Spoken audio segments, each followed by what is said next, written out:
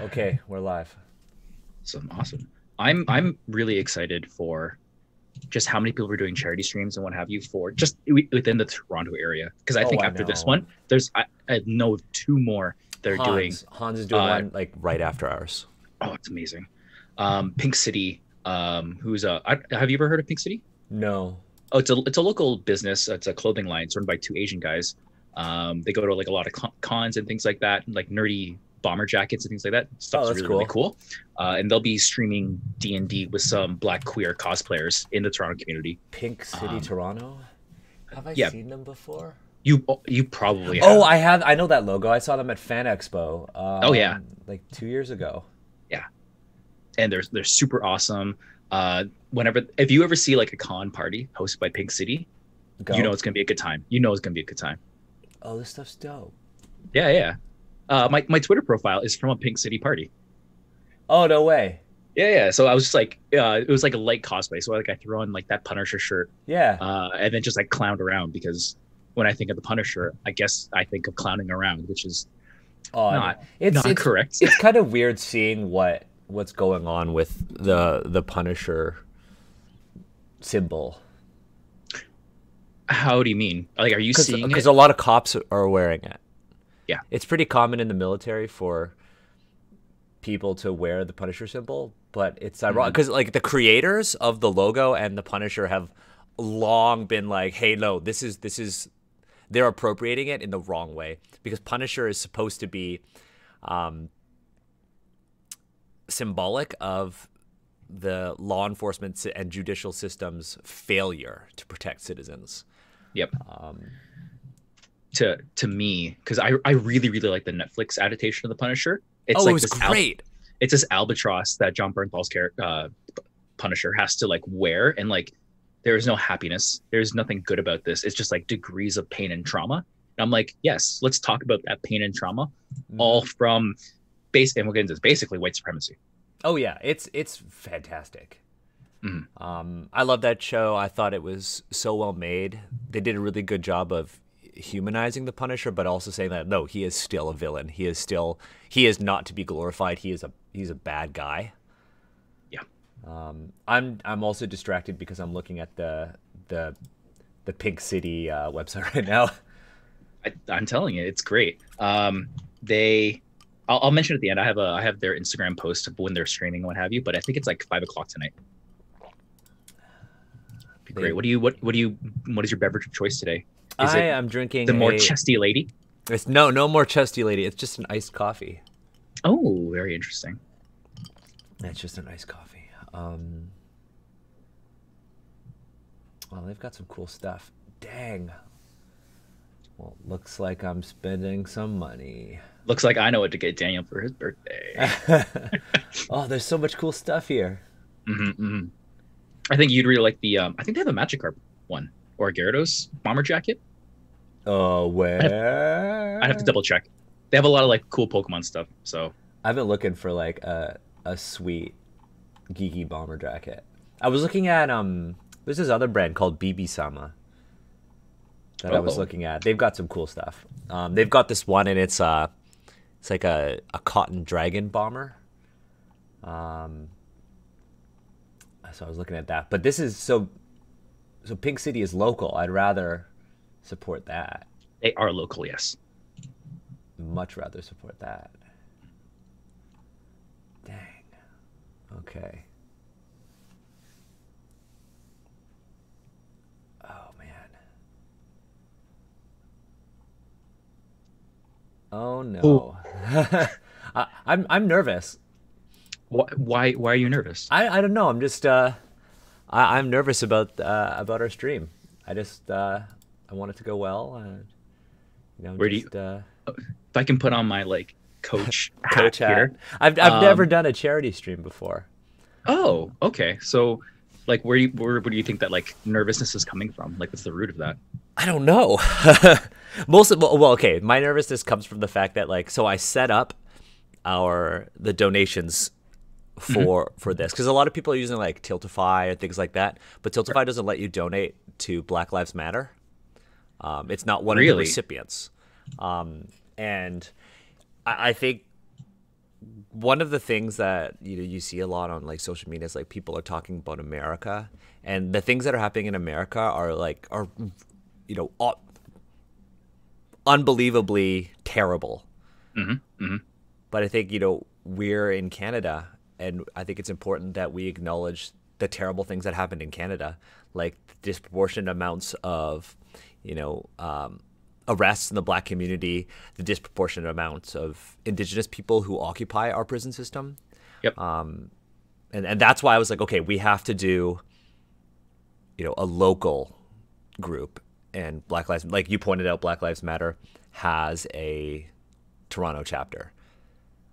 So I couldn't set up something that would donate directly to them through Twitch or through this.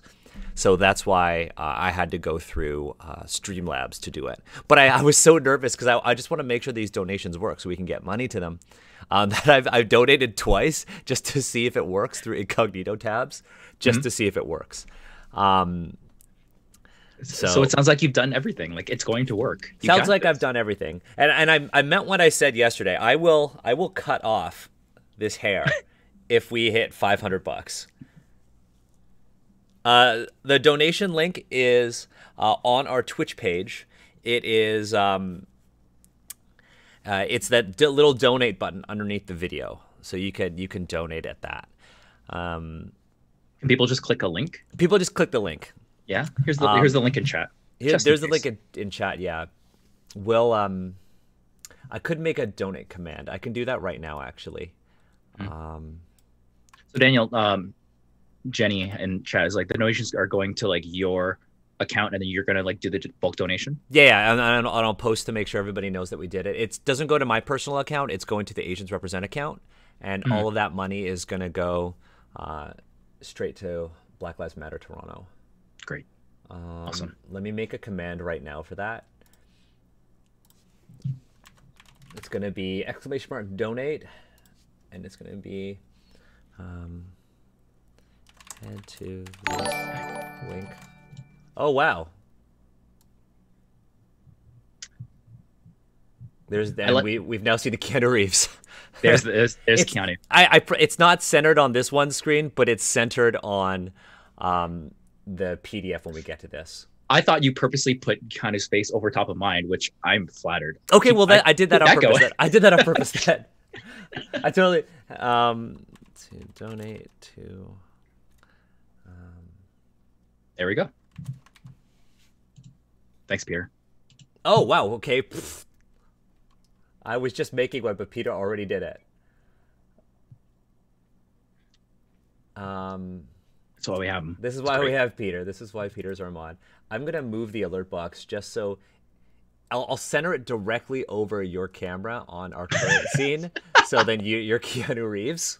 You do have the hair. I do have the hair. I do not have the facial hair. It's not within my wheelhouse to grow any kind of stuff on my face. I've kind of got this. I'm kind of growing this mustache. This is the best it's ever been.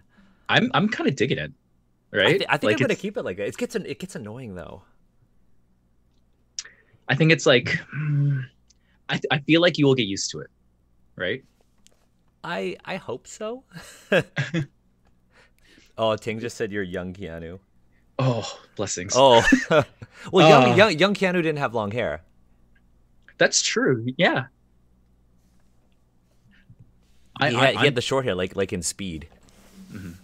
I feel like I more closely resonate with older Keanu, who just takes on roles where it's either super like ham-fisted goofball, or you're John Wick. Or you're John Wick, exactly. And I mean, I say this like time and time again. I love that there is this amazing, legendary action character, like a modern. There you go, right there. Sorry to interrupt. Hacksaw Jenny in chat. Thanks again for promoting and things like that. Mentioned that maybe if we have a goal, we should put that on the overlay. That might really help people know that we're making progress here. I need to figure out how to do that. I'm gonna add a goal. It will happen. I'm gonna do it. Again, I'm new to this. Donation goal. There it is. Add source. donation goal. Look at this, What's doing it live. Our current? I'm doing it live. Fucking do it live. Our donation goal is 500. Right now we're sitting at, I think we're sitting at 15. Mm-hmm. With this link. Start goal. Nope. Shoot. That's some like classic 90s long hair, but I got like locks going on now at this point. You do. We're going to end this on, let's say June 7th. Mm-hmm.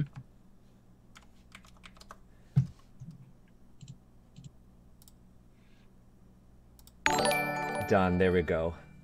Beautiful. There we go. Thanks for the suggestion. That's really awesome. Yeah, thanks for the suggestion. That's great. Thanks for the donation. Oh, thank you for the donation. Thank you for the donation. And once again, we are going to be giving away copies of Unbreakable RPG. So Unbreakable Volume 1, we're going to be giving that away.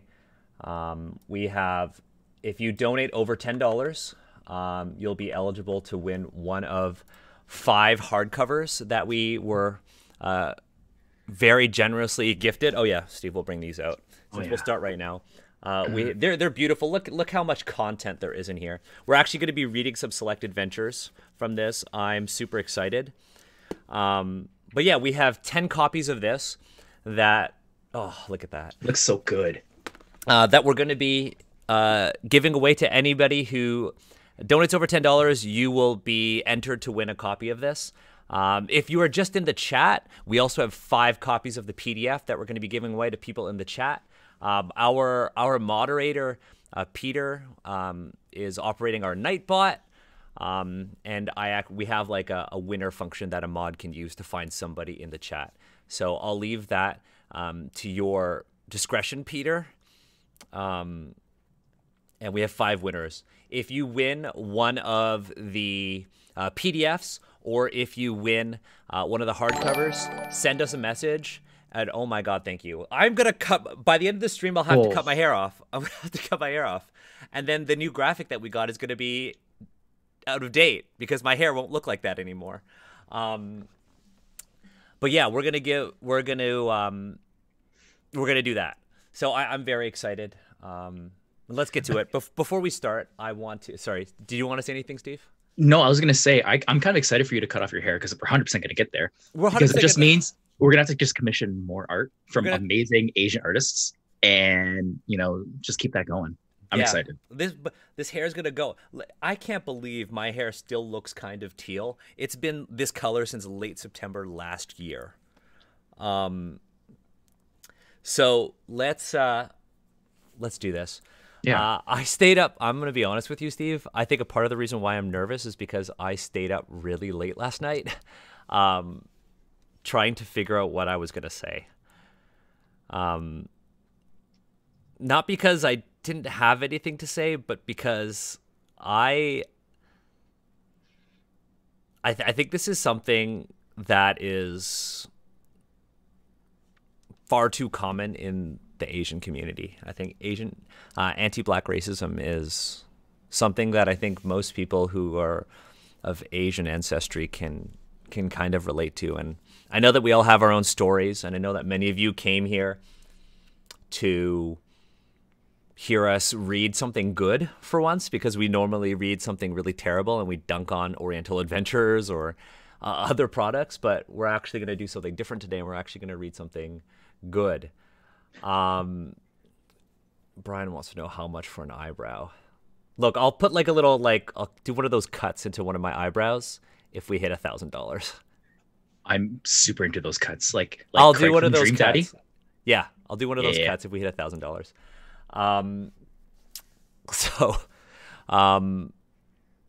Yeah, so I stayed up really late, and I wrote a little something. So I want to start with that.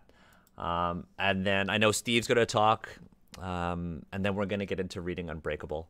And everybody's now clipping that to keep me accountable. So I said $1,000, $500. I'll cut out all the teal in my hair, and my hair will be short. And at $1,000, I'll do little cuts into my eyebrows to make me look like an anime character or something. So let's start. Many of us are doing what we can in solidarity with the Black community. Know too well the amount of work we have to do at home with our parents and grandparents. Yes, Asians face discrimination and have for over a century in North America. From the Chinese Exclusion Act to the internment of Japanese people during World War II, we've struggled. But our challenges are different. We aren't perceived as dangerous just for walking down the street. We aren't gunned down for simply existing. We don't live under the threat of violence. The Asian community has long shielded itself from the dangers Black Americans and Canadians face. And our parents and grandparents taught us how different we are. They taught us to be different from the Black community. They taught us to see ourselves as better. And they never taught us empathy. As a result, our struggles haven't unified us with other communities and have instead put us in opposition. At the root of this is the model minority myth, which characterizes Asians as polite, law-abiding citizens who've achieved one of the highest degrees of success among immigrant populations because of our innate abilities, our work ethic. You've heard it before. We're good at math.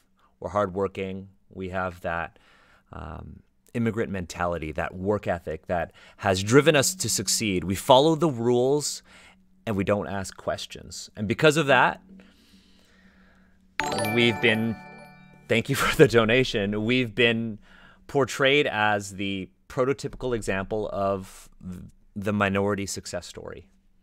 If we can do it, so can you, is what they say. And we've now earned, unfortunately, the privilege of being an acceptable minority. But who are we a model for? It doesn't make sense. I know we've all struggled with this stereotype. Not only has it acted as a form of cultural erasure, blending all Asian cultures, but it's reinforced institutionalized white supremacy and validated anti-Black racism. This myth of success has given us a sense of honorary whiteness. And it's taught us that the Black community are people who we don't want to be. The myth helped us fit in, but at the expense of othering the Black community. As long as we worked hard, kept to ourselves, and followed the rules, we would succeed in the promised land that is North America. Institutionalized white supremacy taught us that the Asian community, can thrive as long as it internalizes anti-Black racism. We believed it out of fear that we would lose the conditional acceptance in white America we've grown so accustomed to. So the Asian community has a lot to do. And we have a lot of work when it comes to uprooting anti-Black racism, and it starts within our own families. We need to stand up, demand change, and by doing so, we can start to undo generations of anti-Black racism and unite our communities. And together, we can be unbreakable in the face of adversity. So that's what I had to say. And I know, Steve, you have stuff to say, and and we have stories to tell before we get into reading Unbreakable. Yeah. Thank you for preparing that. I know you sent me a copy and what have you, but hearing you speak those words and the authenticity and like the emotion and the empathy that you put behind those words, I love you a lot, man. Thanks for doing that. I love you too, man. Thanks for doing this with me. Yeah, man. I mean, like we sit down every Friday virtually and we address racism that exists within the tabletop gaming industry. Mm-hmm. But we haven't had a chance to do something for people beyond our gaming community. Yeah, absolutely. Yeah. I had some words I had written, and I'm not gonna read them in full because I don't know if I can get through it all. But I think what I want to say is that, Daniel, you're right in that change has to happen. in my mind, I feel that in order to drive change, the very first step is to acknowledge it. And I wanted to take some time to just talk about how that step of acknowledging, it's very easy to say, but it comes with a lot of labor, a lot of pain. And that's because for all of us, white supremacy and all of its terrible toxic tendrils drive very, very deeply into our childhood, our young adulthood, our adulthood. I tweeted earlier in the last month about my family's anti-Blackness and how it really hurts to go back and think, wow, my parents and me benefited from being white adjacent and basically using that position of power to hurt Black people so that we could maybe get ahead. And that is disgusting and painful. And it took a lot of time and reflection to say, yes, I benefited from white supremacy and I choose to take action to dismantle that. I was talking about how, you know, my parents used to talk about the Black family in my neighborhood, how they were dumb, poor, stupid, thieves. And as a child, I just thought nothing really of it. They told me that after I played with them and I come home, I should really wash my hands. And that has such huge implications. And only as an adult can I now express that obviously we were implying something about them and general well-being, cleanliness. I'm gonna end this like little spiel. I'm starting rambling on. I'm gonna end the spiel by saying that after acknowledgement comes the action. Like once you know, you need to start acting. And stream is an action. Donating is an action. Marching in protests. If you're in Toronto, you can send me a DM and we can talk about like protests and how to stay safe out there. Take those actions. If you can't protest, if going out is a risk that you cannot take, that is okay. You can bump up voices, especially those of Black people and other minorities, but definitely Black people. Yeah. Bump those voices. And beyond that, if you are white and you are in a position of power and privilege, you can use that. And you can use that extra position to educate other white people, which is super beneficial. I think a lot of people downplay how beneficial that is, because what you do when you do that and you educate other people is you take that burden, that effort, and you say, you know, another person, a Black person doesn't have to do that. And you free them up to continue their fight.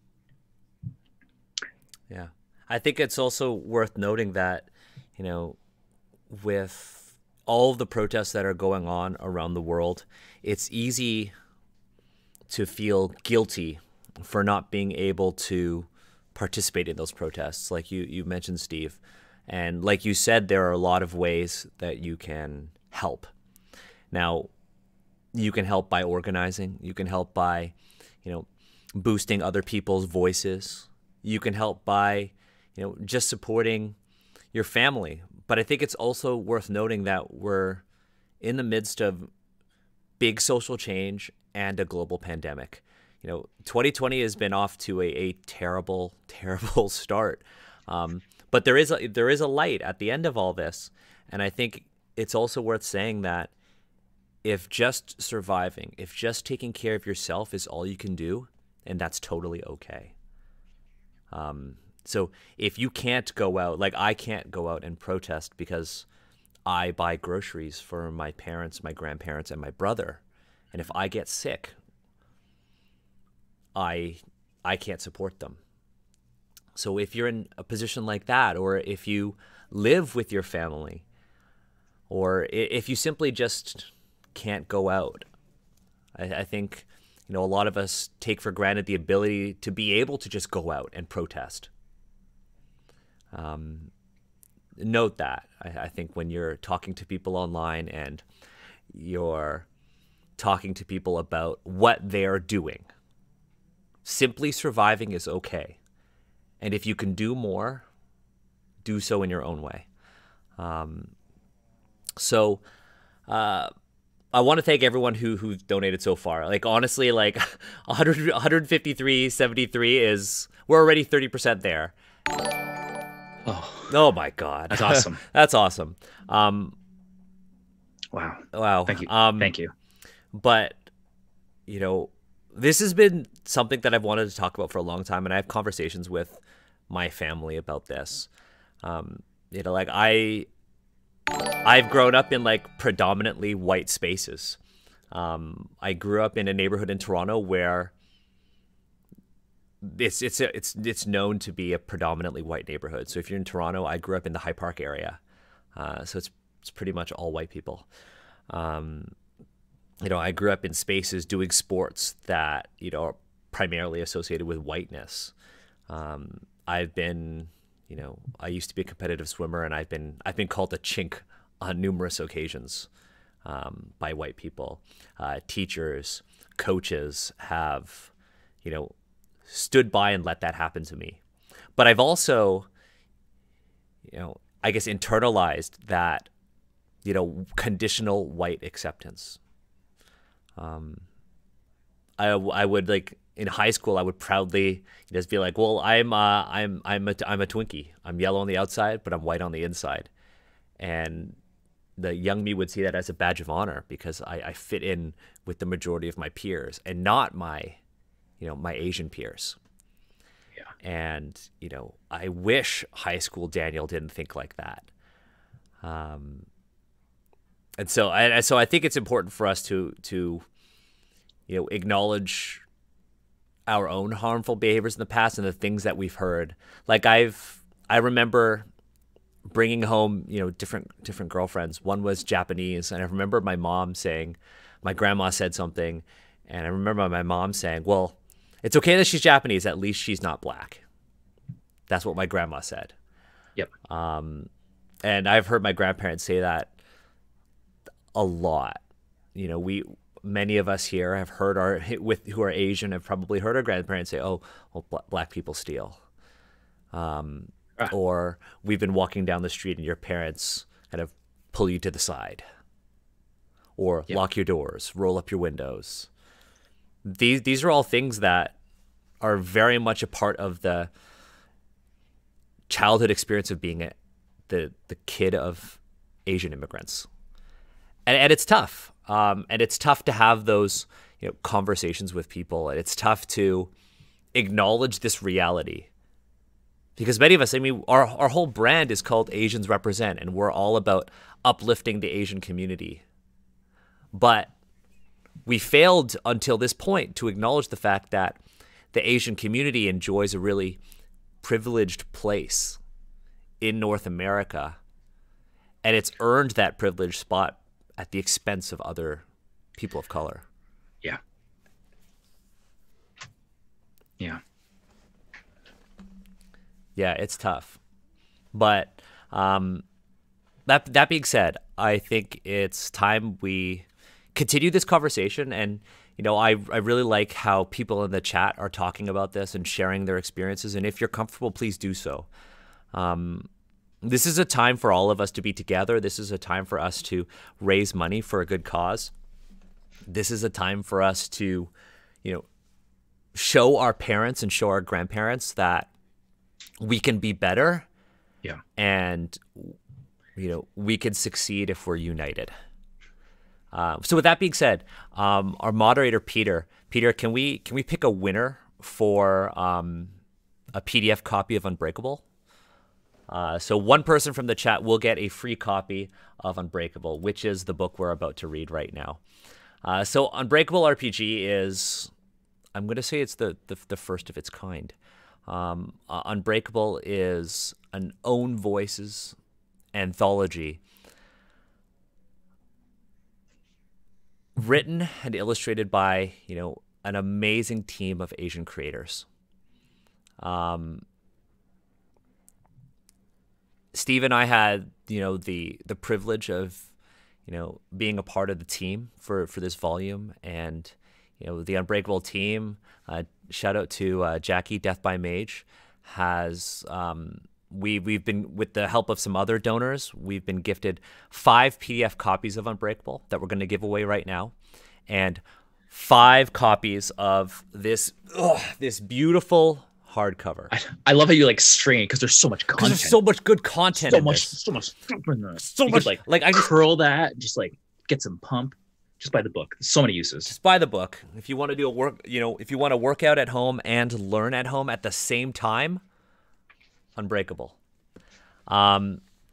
So let's get that PDF. I think Peter said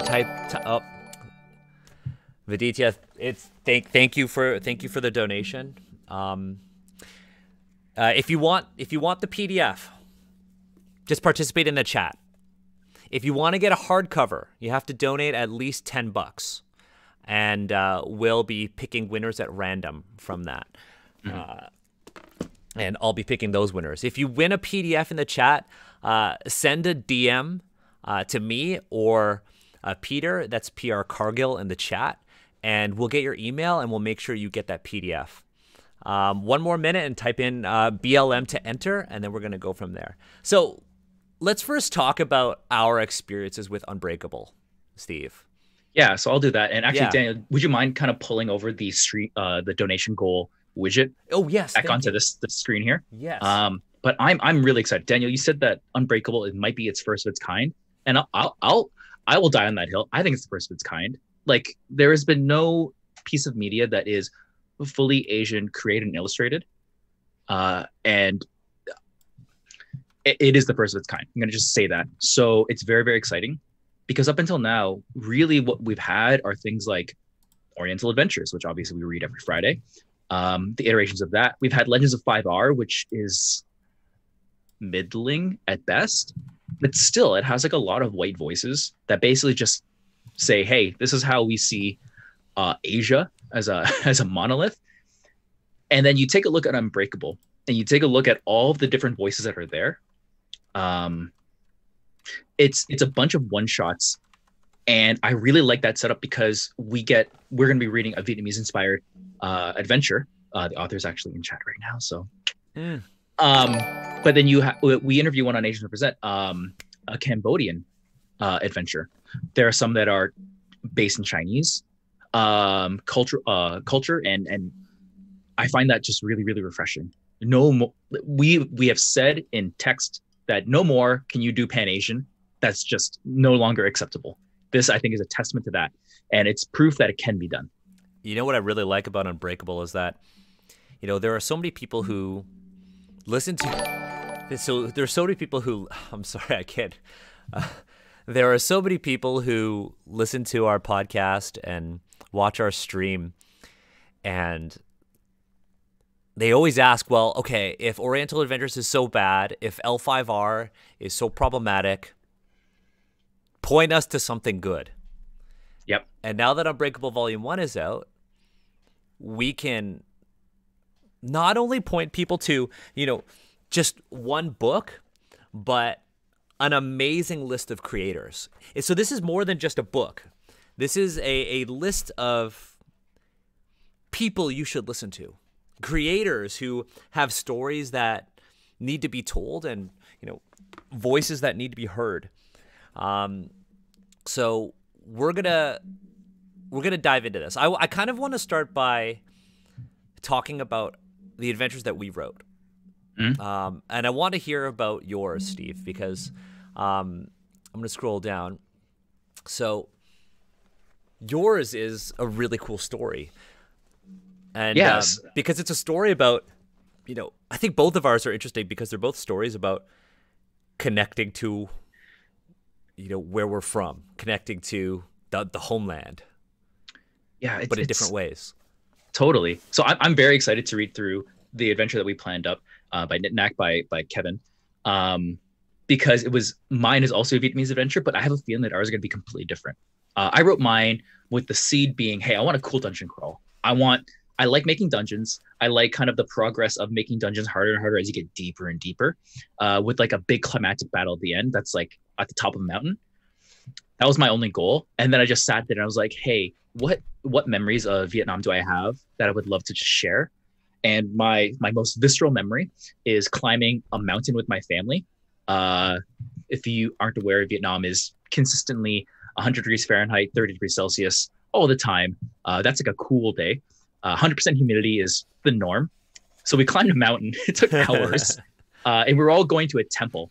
And I remember being so upset on the trek. And then actually getting to the top of it, getting to the summit, I was like, this was 1,000,000% worth it.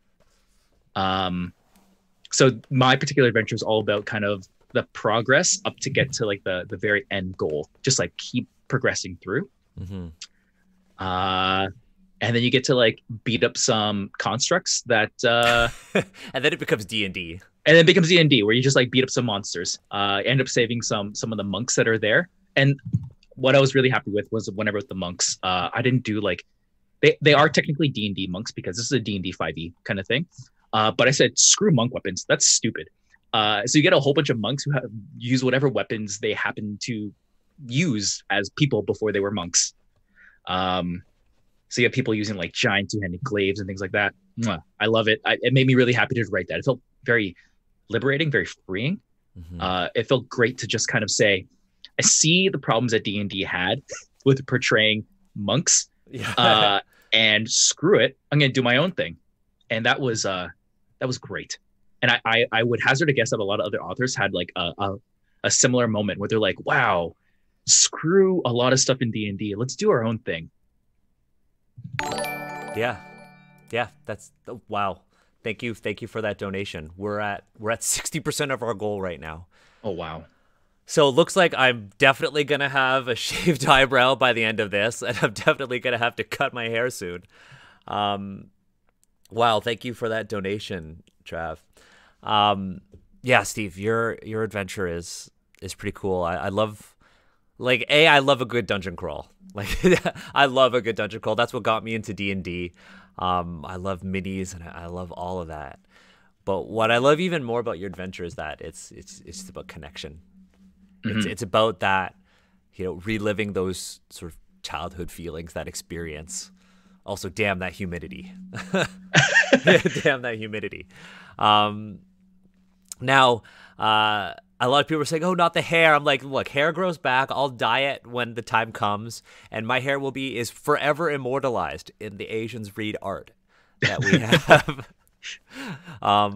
Honestly, it's getting out of hand. My adventure is a lot different from Steve's. Yeah.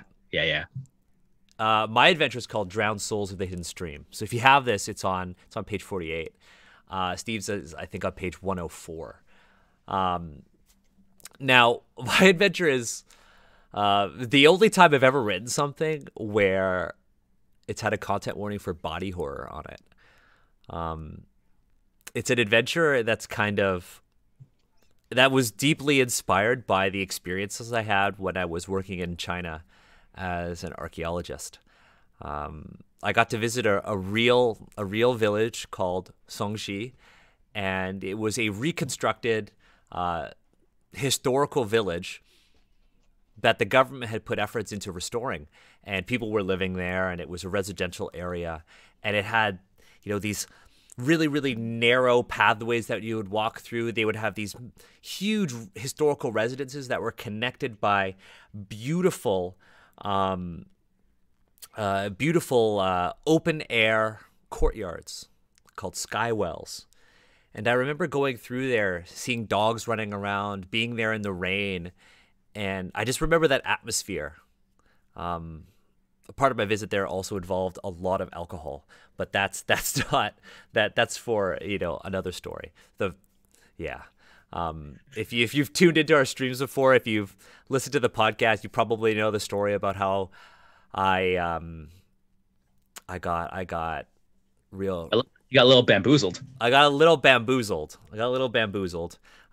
in what was a translation error. Bottoms up means take a sip, not drink the whole thing.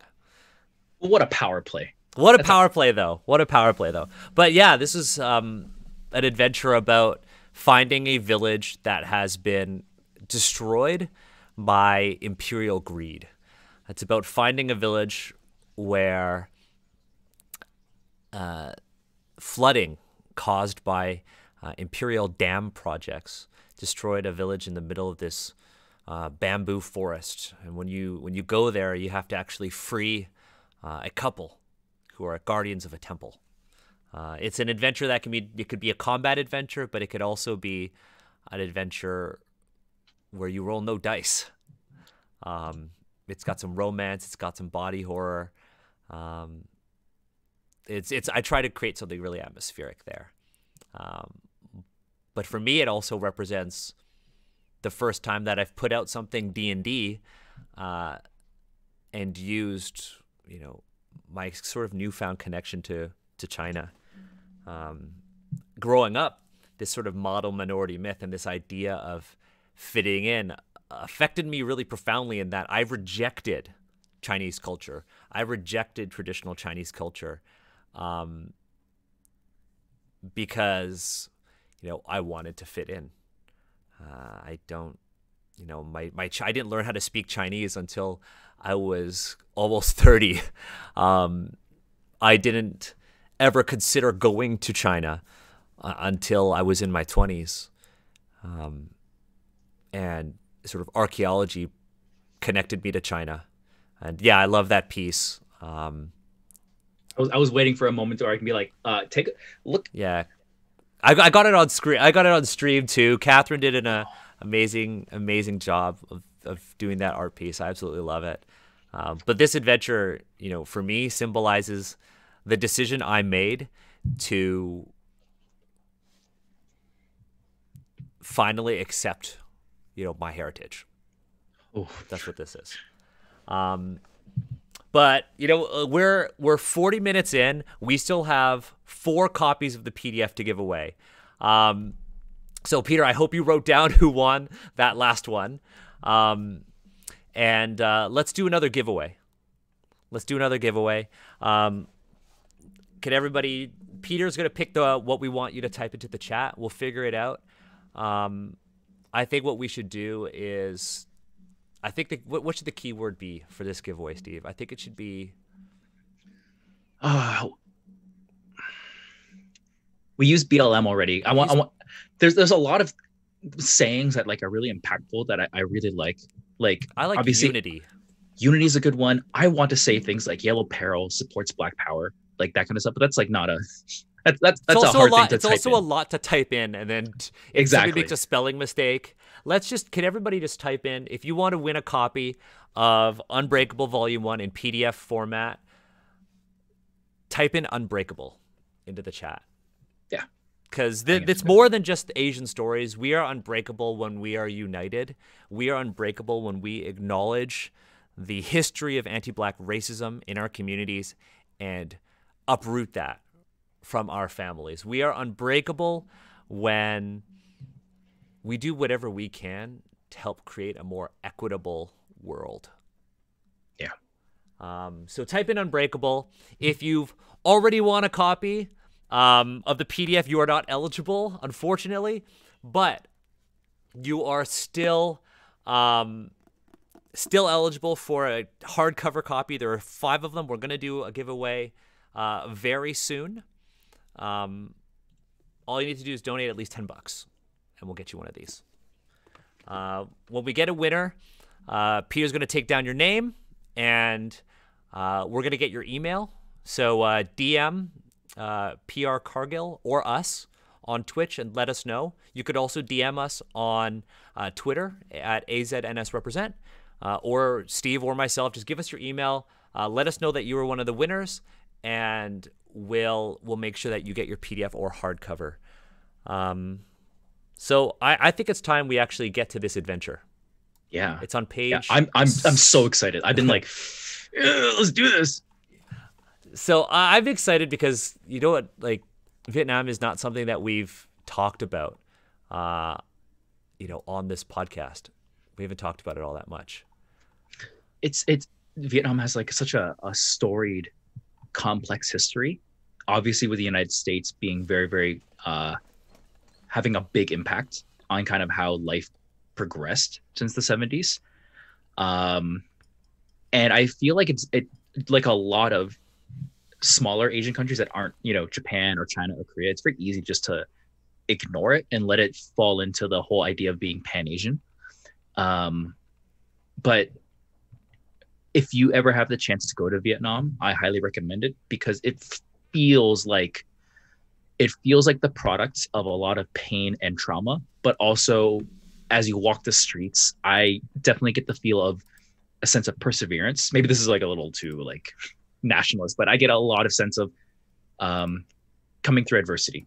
And I feel like the from people I've talked to, I feel like there's a sense that yes, we can make it through anything, and that is a you don't get that in every single populace you go to. Yeah. Yeah, I think especially with, you know, the way America's history with Vietnam, I think touching on a Vietnamese adventure is important. So again, Prime Material Cast, just send us a whisper on Twitch. I'll even do that right now for you, and then we can make sure that. Yep. And while you do that, why don't I go ahead and I'll just start reading here. Yeah. So, Bamboo in the Dark, written by Kevin Wynn. Content warnings: theft, commodification of cultural artifacts, abuse of authority. We were talking about how we're going to like kind of do the same kind of format of how we read Orange Adventures, but knowing that we have a lot more trust in this. Yeah. Yeah. So right off the bat, I haven't even got to the content. We have content warnings, which is great. You don't see that in a lot of D&D books. This needs to get normalized hardcore. Everyone needs to start normalizing content warnings. You wouldn't, if you have allergies, you would definitely read the ingredients list. If you have potential areas that you're not comfortable with, you want content warnings. This is like a no-brainer to me. Start using them. Let's move on to the synopsis. And already you see the text here. If you're familiar with our Friday streams, the text is so much easier to read. Oh, I know. It's so much better. I know. It's like I honestly struggle with the size of the text in Oriental Adventures. It's fucking terrible. Not to mention, like, if they cut out, you know, when we did that Events and Encounters, because that's actually live on our YouTube channel right now with the new graphic. If you actually cut out the first 6 paragraphs of the first section of Events and Encounters and just increase the font size, that would just be so much more readable. Because, I mean, that chapter was just like, things happen in Asia. Things happen.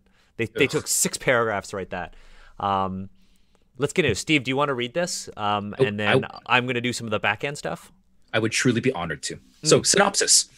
Wind carries rumor of a black market auction being held tonight, where untold treasures and secrets will be offered, and the invited will bring heavy purses. The festival celebrating a legendary hero of past has brought folk in from across the province and beyond, making a perfect cover for the smugglers and buyers to conduct their illicit business under the magistrates' noses. Dope. And, like, Yeah. dope. The party needs to follow the rumors, find the auction, and make it out with as much as they can carry. Pull this off, and they might become legends. I'm in. So I'm a in. little bit of background on this. So I talked to Kevin about the background to this adventure, and so this is what it's about. So this is what Kevin said. So Bamboo in the Dark is a Tier 2 low fantasy urban heist adventure taking place during a River City's spring festival that also celebrates a great hero. And apologies if I get this pronunciation wrong. Steve or somebody in the chat, tell me how to pronounce this. It's Than Gyong. It's who is a huge hero in Vietnam. I'll type it into the chat so somebody can tell me how to pronounce this, or Steve. Steve, I do appreciate how you occasionally post about learning how to speak Vietnamese and some of the things that Duolingo tells you to say. It's super entertaining. It's very entertaining. Also, learning Vietnamese has been... You had talked about your connection with, you know, your Chinese heritage and things like that. Mm-hmm. For me, the connection really was learning Vietnamese, because obviously I've been growing around Vietnamese all my life, but I'd never spoken the language and I don't understand it. Sorry, go ahead. Sorry. No. Just for the previous thing. So one of the things, like, we were writers on this and we both forgot. Kevin just noted there's a pronunciation guide. Mm-hmm. It's Tan Ziong.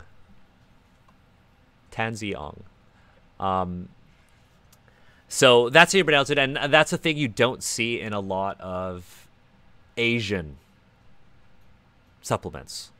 You don't see a lot in Asian works. So Tan Giang is a hero of Vietnamese legend. And I just pulled up a quick article that I found on Tan Giang, who is a symbol of Vietnam, the heroic nation and the pride of Vietnamese people.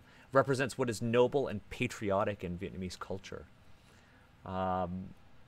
Represents the soul and the braveness in safeguarding the country. That's really cool. Yeah. The folk heroes of Vietnamese culture, they're dope. Yeah. But not to take I want to get back into this, but just on pronunciation and how this is not seen in other supplements, I want to take an excerpt written in the beginning of Unbreakable, and it goes like this. What page? I just want to take a look at page 6 in the PDF, or sorry, page 6, in the PDF. All pronunciation keys are provided for Asian-inspired names of non-player characters, locations, customs, and items. It is reasonably understandable if the GM players mispronounce these names. Band-Aid pulled off. It is reasonable. Still, we hope that in the spirit of good faith, that an earnest effort is attempted before facilitating the need to substitute them. That's a wonderful, powerful statement. And that would only appear in a book that was written by Asians, by minority people. Yep. Right.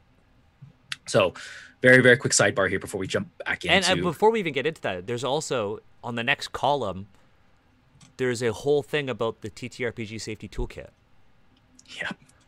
If somebody could link that into the chat, I think that's very important for people, because once again, like, very few mainstream RPG books talk about safety. And you know what? It blows my mind, Steve, how, when we started Dungeons and Asians, it blows my mind that people were surprised that we did all of our safety check-ins and we did all of that stuff on the show and we didn't cut that out. And that, in my mind, that should be the norm.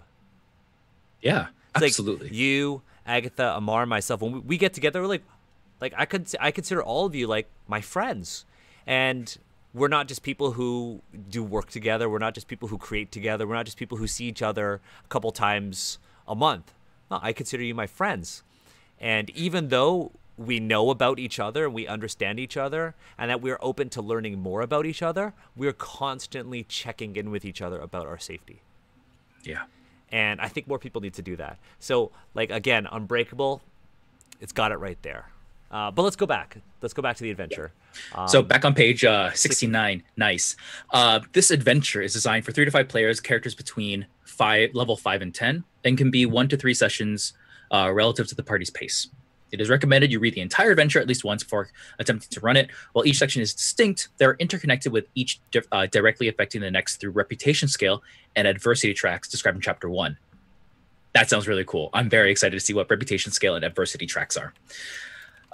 Actually, Daniel, you play a wider diversity of games. Are those like terms that are used in other games? Like I know which Blaze in the Dark has like a time tracking thing, and that's a very common thing that you don't see in D&D. Reputation scale and adversity tracks. I love Blades in the Dark, and a lot of I guess the more indie TTRPGs use something like that. Like Urban Shadows has a really good one. I like the Blades one personally because you could use it in any TTRPG. For those of you who don't know, bless, as a thank you. It has clocks, which are like pie charts that you could use to advance the narrative, or create a sense of tension at the table. Absolutely love it. Lemmy won that PDF.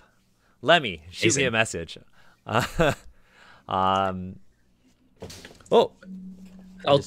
keep reading here, but go ahead. I just dropped my DM notebook. While combat is a component of the adventure, it may be more combat-like than other adventures. What an amazing thing to say in an adventure. The primary focus skill use, investigative roleplay, and piecing together clues to evoke intrigue, where the drama is less "will we die" and more "can we pull this off?" Let players know that things like reputation and time are being tracked and may affect the adventure via the adversity track, so as not to blindside them with the consequences they were not aware were possible. The degree to which you describe these mechanisms and consequences is left to the DM and their discretion. You know what the big thing we missed out on is? What's that? Talks about reputation and not honor. Yes. Yes. Yes. That is thank God. I don't need to live read about honor anymore for the rest of my life. Oh my God. Already we see the change from old AD&D to this, where the designer is actually designing the experience, and they are guiding and they're providing support to the game master, and that's so refreshing. And this right here, I think, is expertly written on just, here is the vision, here's how you might go about it, and here's what I recommend. It feels like a conversation, even though it's obviously not, between the designer and the game master. And any adventure where it feels like a conversation between the game master and the designer is already like A+ in my books. Sorry, I'm just talking to somebody, and I'll announce it in a moment. But we might have some more giveaways for folks. Oh, so if that's the case, would you like me to continue reading? Because so if we hit that 500, we'll do more giveaways to people in the chat. Oh, that's amazing. So if we hit 500, I'm gonna cut off the teal in my hair. Will be gone by next week. I just have to get my girlfriend to cut my hair. The teal in my hair will be gone. My hair will be short. If we hit 600, I'll have a little like cool dude cut in my eyebrows, and we'll have some more giveaways. Yeah. Someone in chat earlier on was like, Steve, will you do like a cargo short wearing? And I was like, I'll think about it. Yes, Steve. I'll think about it. Look, I'm cutting my hair. You could at least wear cargo shorts. You know what I'll do, Steve? I will buy you a pair of cargo shorts. The thing is, like, your hair grows back. You can't unwear cargo shorts after you wear them. You can unwear. Why would you want to unwear cargo shorts? See this adventure hook. So continue reading this and avoiding this conversation. Adventure hook. Sorry, Yvonne is in the chat. Is like, no. If we hit 500, I'm gonna cut my hair. We'll do a new giveaway, and I will buy Steve a pair of cargo shorts and ship them to his place.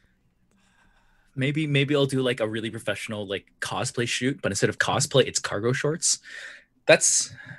Or we could commission a new. We could, even other than buying you a pair of cargo pants, what if we commission a new piece of art where both of us were in cargo shorts or cargo pants? We could do that. We could, yes, we could. Right? Then it would immortalize you wearing cargo shorts. But we could collaborate with the artist to make it look cool. You look so down. You look so down. This adventure can be used standalone as the launch of a longer campaign or as an interlude to an ongoing adventure.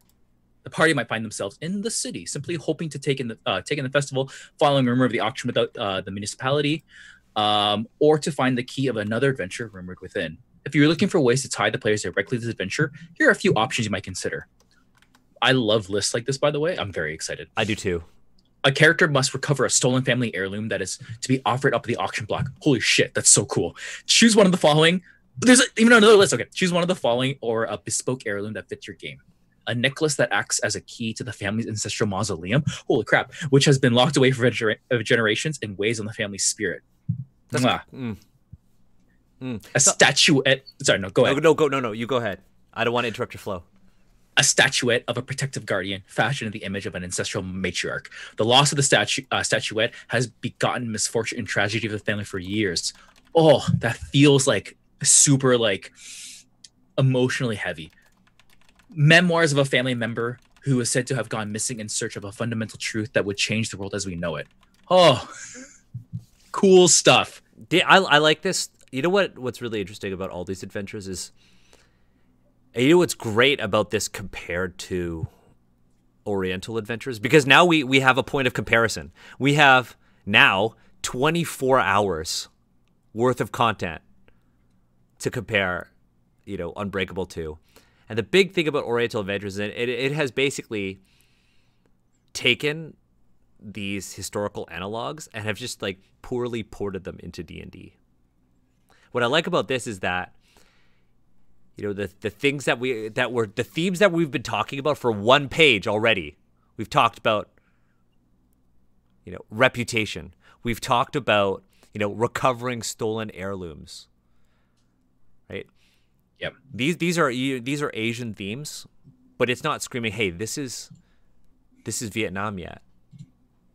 These are things that, you know, people can understand across all cultures. But also, this is giving players and GMs enough information and enough education to put this very ethically into any Asian adventure, which I really love. Oh, what a donation. Oh my God. Oh, nice. Nice. Nice. Nice. Nice. Nice. Noise. Let's get some nices in chat. That'll be the, you know, oh, I know what the next word is for our giveaway. It's going to be, it's going to be shorts of holding. Oh. Fuck. It's going to be shorts of holding. So we've given away 2 copies of the PDF already. Our next word is going to be shorts of holding. Peter's going to figure out how much time it's going to be, but everybody type in shorts of holding. That's plural. Shorts of holding. Shorts of holding. Into the chat.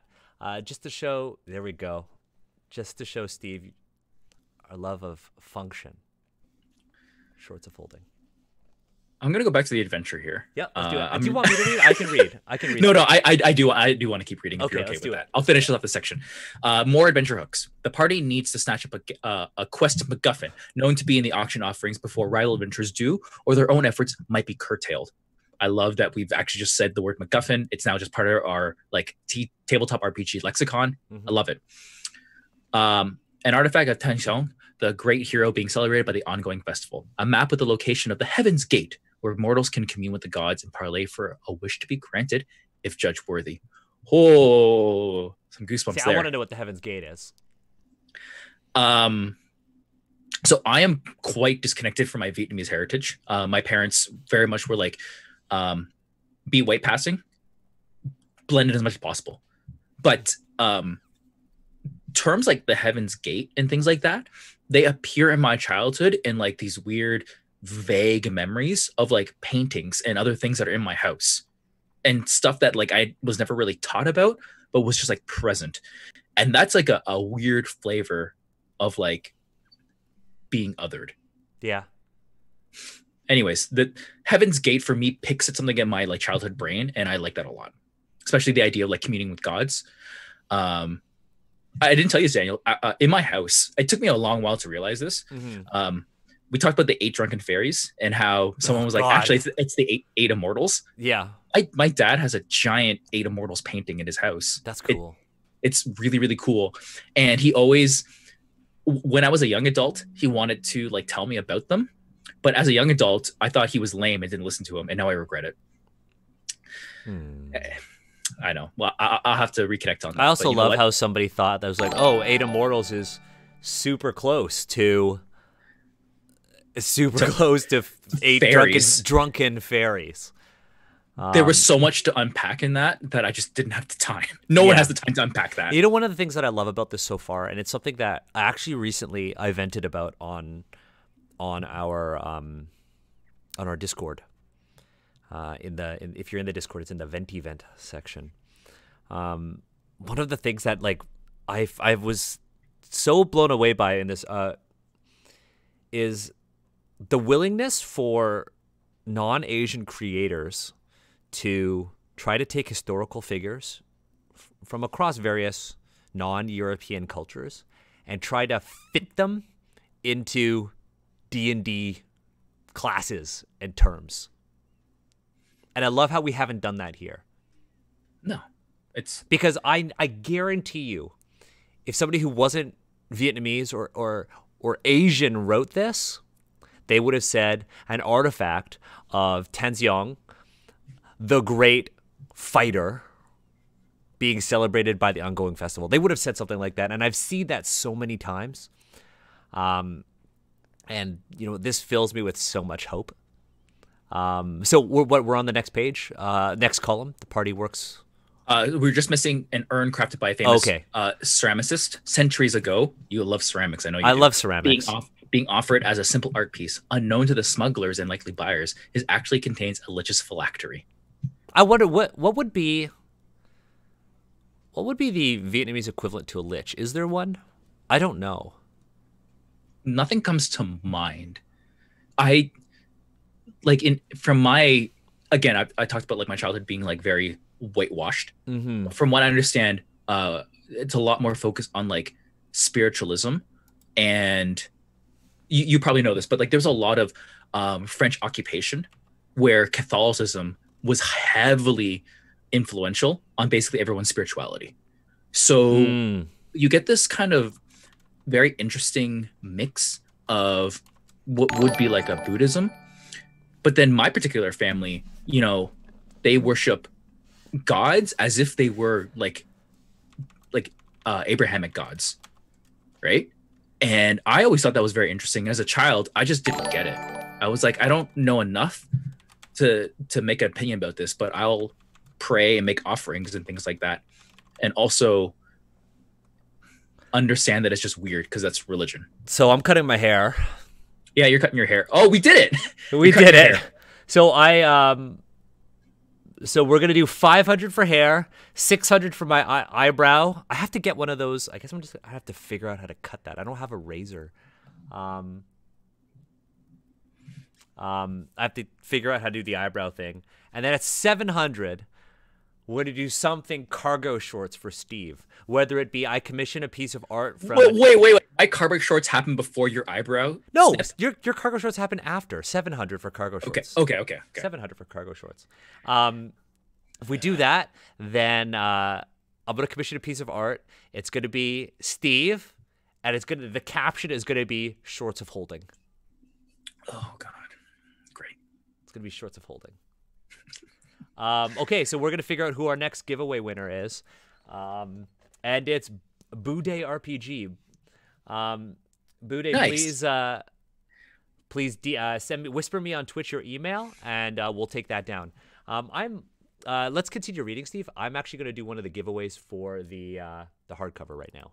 Amazing. So while you do that, we're moving on to still things, MacGuffins. The party works with local magistrates, voluntarily or via coercion, to bust the smugglers and buyers stealing and trading cultural artifacts. Oh, this is great.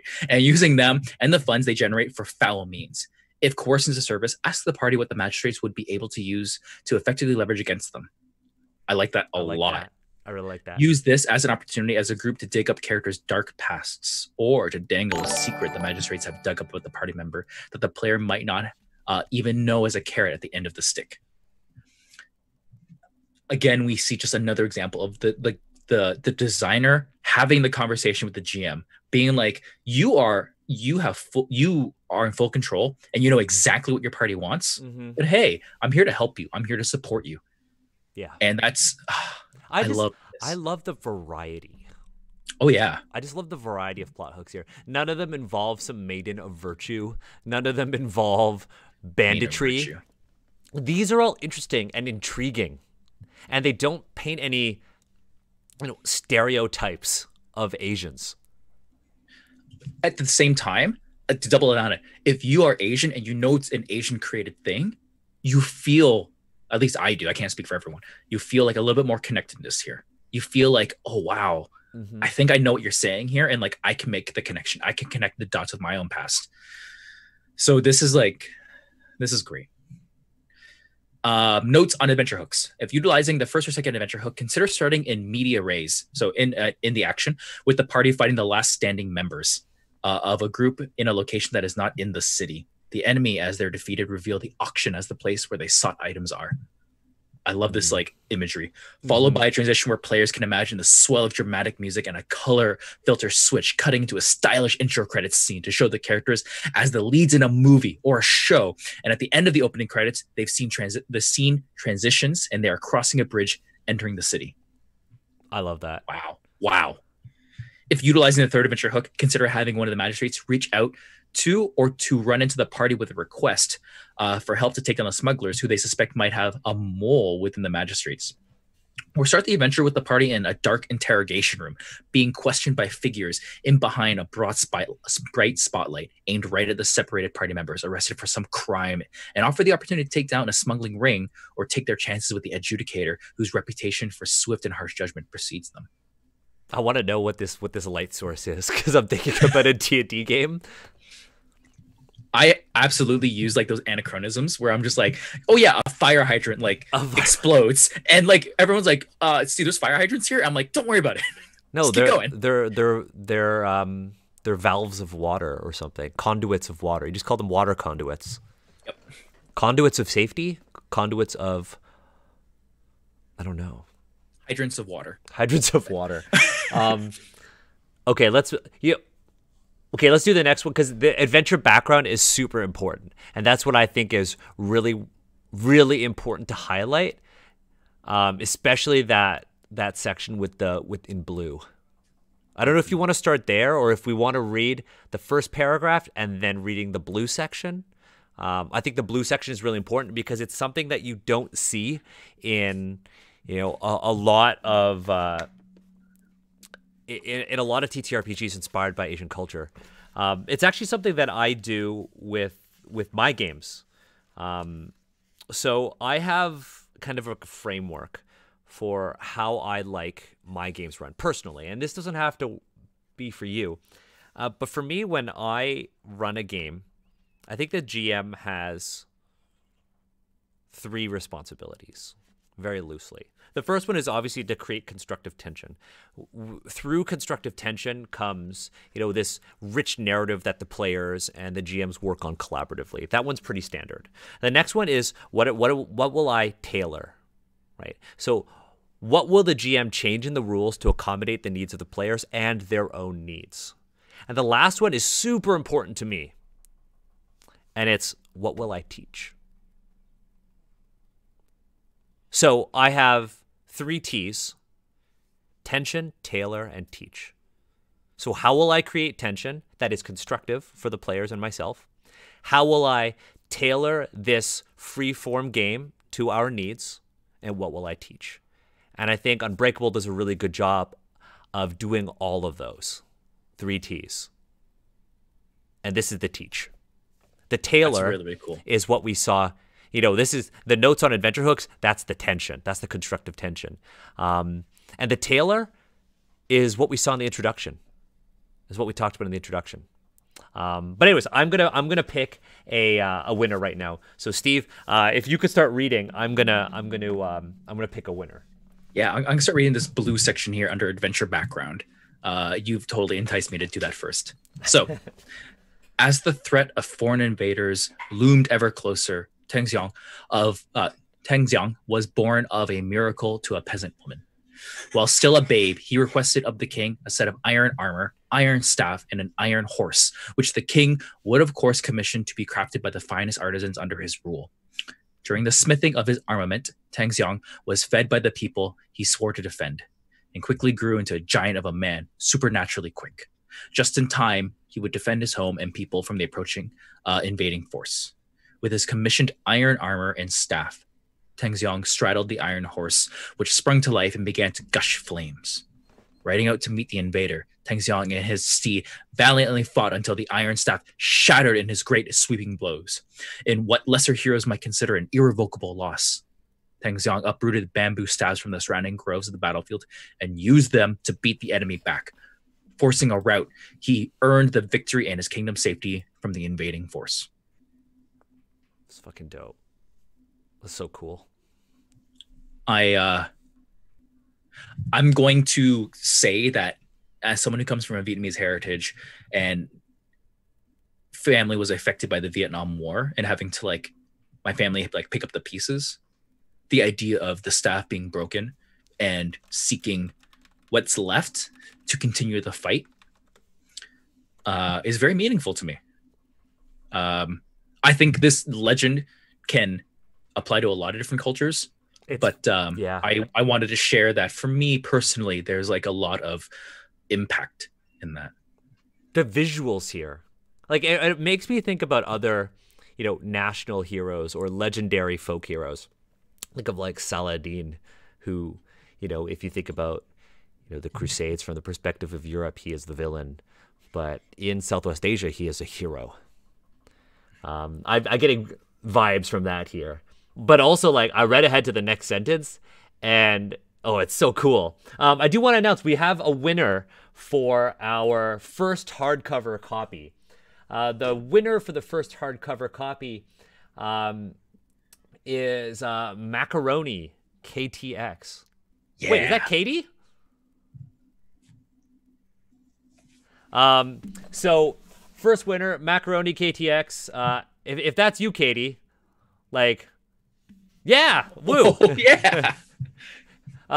Katie, send me a DM, and send me your email, and then we'll make sure you get a copy, and then we'll do our next one shortly. Amazing. So Daniel, while you take care of that, also I think we should update our charity goal, our goal there to what, 600 now is what we're looking for. Yeah, we'll do 600. I'll do that right now. Cool. And I'll keep reading here. So more adventure background. The adventure takes place during an early spring festival celebrating the legendary hero Tang Xiang. Share the following legend with the characters that have intelligence history or intelligence religion proficiency, or applicable knowledge backgrounds like acolyte or sage.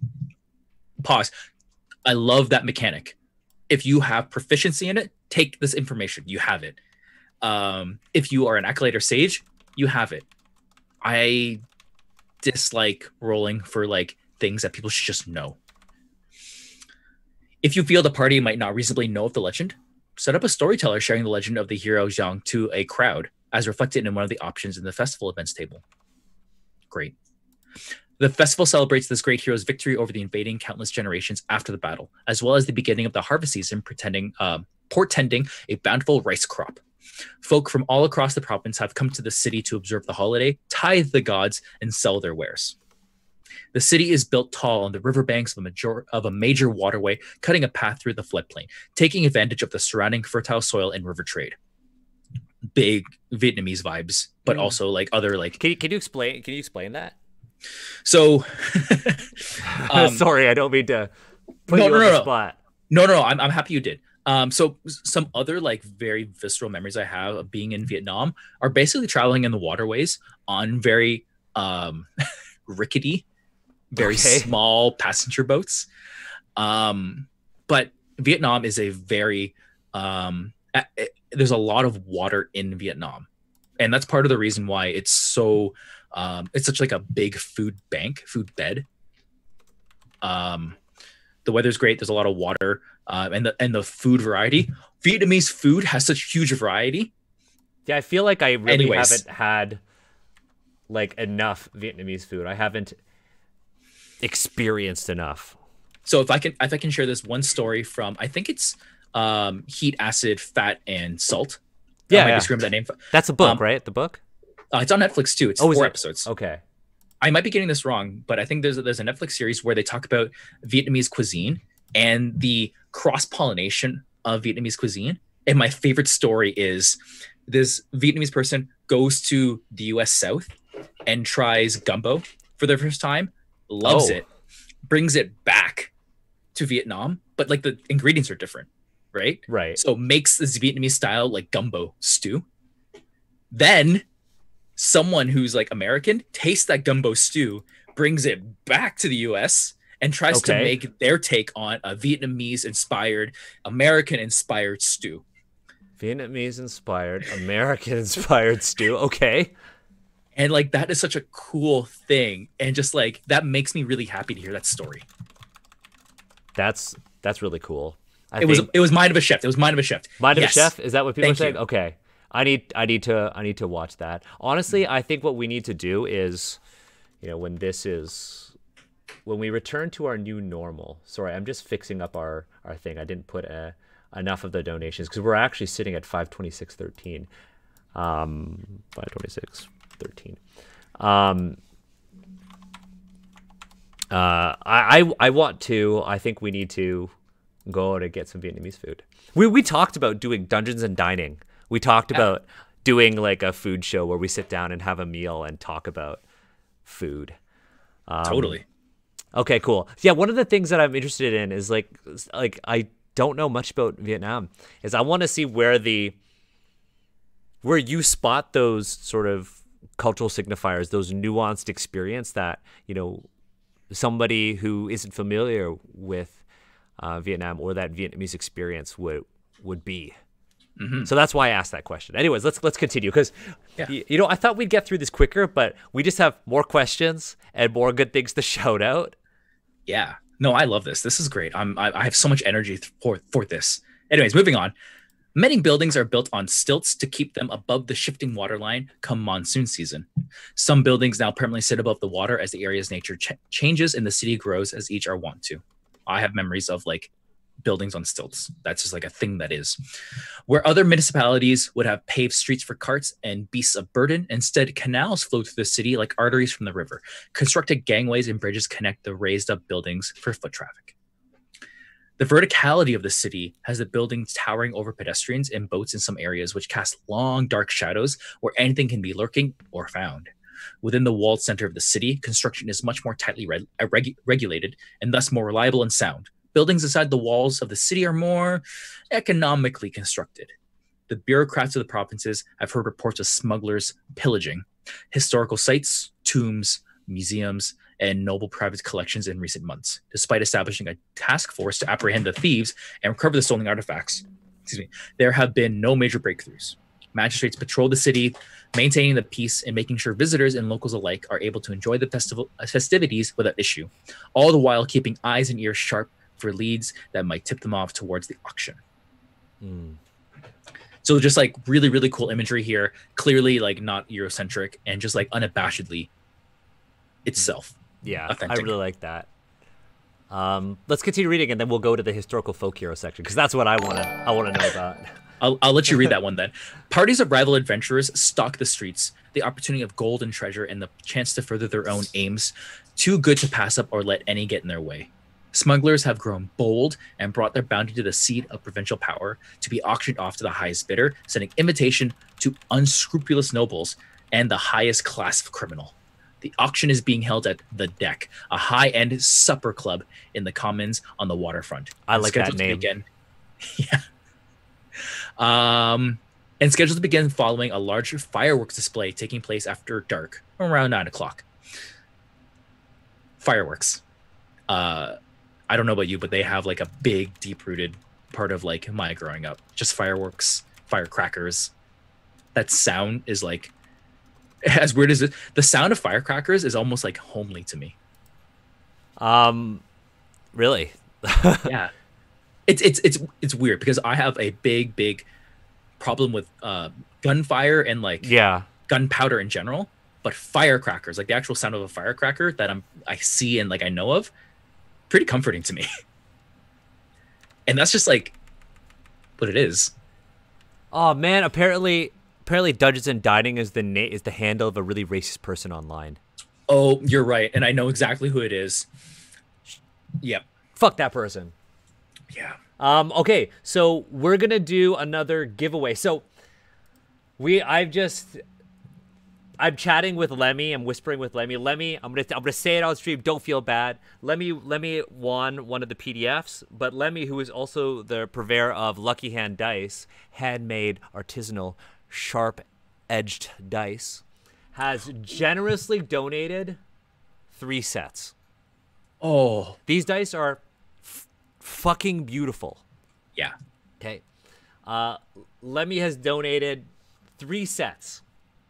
We're gonna do a giveaway for those at the end of the stream. At the end of the stream, we're gonna do a giveaway from those. I'm gonna say if you all Lemmy said was that you just have to pay for shipping. These are amazing dice. Like I have some of Lemmy's dice, and I think they're absolutely beautiful. And we're talking about doing a collaboration with Lemmy, doing our own Asians Represent dice set. Lemmy, I haven't forgotten. That being said, I'm going to say we need to get to Shorts of Holding. That's our $700 goal. Okay. I'm going to say if you donated any money, it's going to make you eligible. No, we're going to keep the $10 thing. The $10 thing is still going to exist for the dice or for Unbreakable. Lemmy, I love you. You are amazing. I love your dice. I love what you do. Lemmy is a force for change within our community. Dining and to Asians, that could be one. Peter, let's do another giveaway for a PDF. I'm going to go through and do another hardcover giveaway, and then we'll go from there. I want to read this section though. Did we finished? Yeah, read this yellow section of the historical folk hero. Historical. Oh, thank you, Ken. Historical folk hero. This one version of many regarding the real-world mythical figure of Tan Giang, one of the four immortals from Vietnamese culture. While the myth, festival, and city are inspired by and resemble some that exist in the real world, creative liberties have been taken by the author with great consideration and utmost respect to their real-world counterparts. For the purposes of this adventure, the hero being celebrated within the fiction shares the name with the real-world counterpart. If preferred, DMs may simply refer to them as the hero. I love this. I love how Kevin has acknowledged that, there is real life inspiration for this adventure, but you've taken liberties with respect in mind. See, that's something that you don't see a lot in TTRPGs. You see a lot of people, say, yeah, this was inspired by history, and then they completely butcher it. You see people who are like, well, I'm going to take, who sounds really cool? Let's take Confucius and then put Confucius in a game. Mm-hmm. And we'll make Confucius like a cleric or something. See, that's how to do it wrong. This is how to do it right. Trav won the giveaway. Did Trav already win one? I don't think so. Trav, send me a DM. That is our 4th PDF. We have one more PDF to give away, and we'll go from there. But I want to go back and shout out, Kevin, it's really good that you put this note on Historical Folk Hero and how you've adapted their story into this story. I really like that. I just wanted to shout that out because this is just really good. Again, it's another thing that I think you only see from creators, designers who are minorities. I don't think necessarily other authors think about this concept that taking something in real life is totally fine, but you are going to lens it through your own biases and fiction, and you should definitely support the GM to be like, I want to not do that. Whew. Okay. So our next winner for a hardcover is, it's Ajay. It's Ajay. Yeah. It's Ajay. Ajay, DM me your email. You just want a hardcover copy of Unbreakable. Also want to shout out to Ajay and Bolt. Bolt is another, great example of a fantastic game by an Asian creator, but also how Ajay is constantly talking about Bolt on social media, but from a perspective of designing a more ethical and a more positive RPG. Ajay, did I miss something? No, because Ajay just won. No, Ajay is also one of the mods of our Discord, so show Ajay some love. Show everybody here some love. And Ajay, just send me your email. I don't know your email, and we'll send that off to Jackie. Amazing. Okay. Thank you for the donation. We have to get to this cargo short donation. We gotta everyone in the chat, spread the word of this stream, tweet it out. We need to hit 700. Shorts of holding. Okay, let's go to the next page. Let's actually get into this adventure. Steve, I think we're going to go past... Oh, no, Steve. So there's another stream that's happening. Can somebody let me know when Hans's stream is happening? Because I know some people have to go there, and I don't want to take away from that. What time is Hans's stream at? Is it at 3 or 4 o'clock? I'll let you look that up. Why don't I keep reading? Okay, yeah, you keep reading. Okay, so chapter 1, the legwork. At the beginning of the adventure, the party arrives to the city on the road leading into the Styx. A long train of visitors have flocked to the city for the celebrations. The party should know or soon find out that the auction is taking place in the city tonight in addition to their given plot hooks, either through pre-session table discussion, exposition, or a previous scene. I love that option. Before the auction, the players need to hunt down the various rumors drifting throughout the city to get a better picture of when and where it is taking place, and what the situation is going to be like when they arrive. The section relies heavily on social-oriented skills, as well as the party's ability to avoid attention. Paint a picture of the various districts in the festivities of the celebration using the festival events table, making opportunities for your players to interact with the city and its inhabitants. Start placing clues and people of interest in front of your party to observe and engage as they take in the sights and sounds of the festivities. Get a feel for various districts and spot some of the competition and the sources they may encounter later in the adventure. Place various sources and competitions that appeal to you or best fit the situation throughout the districts of the city for the players to see and interact. With gaining ground on the investigation, but also creating drama and conflict and the avoidance thereof. If the party seem particularly interested in NPC, feel free to make them a source, taking one of the clues from another source and giving it to them. I really like that. I like that too. It's just a good design thing, right? D&D has a history of just like implying the DM already knows exactly to do this kind of stuff. It's so refreshing to see the designer be like, hey, no, I'm telling you, it's okay. The auction is the same evening, so a ticking clock should keep the party from dallying too long if they wish to hit the auction before the guests head home with their treasures and the smugglers with their coffers. Use of the timetable included at the end of the adventure might help track the time across the adventure. That's so cool.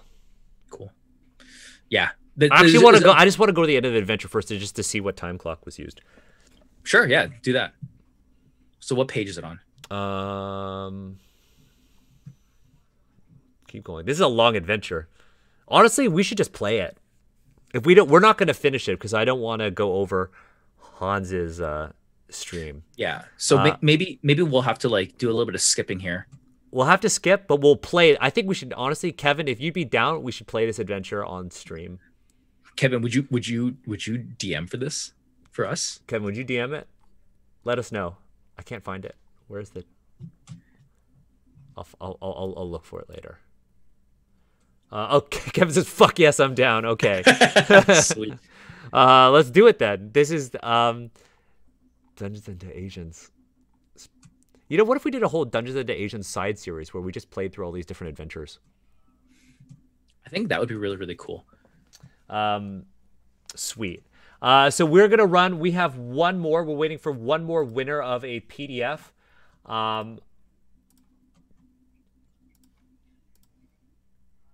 Ajay, you also need to send me your email. Please do so. Not like I don't know where I can find you, but Ajay, send me your email. Trav, I got your email. Thank you. Solidarity is the next word.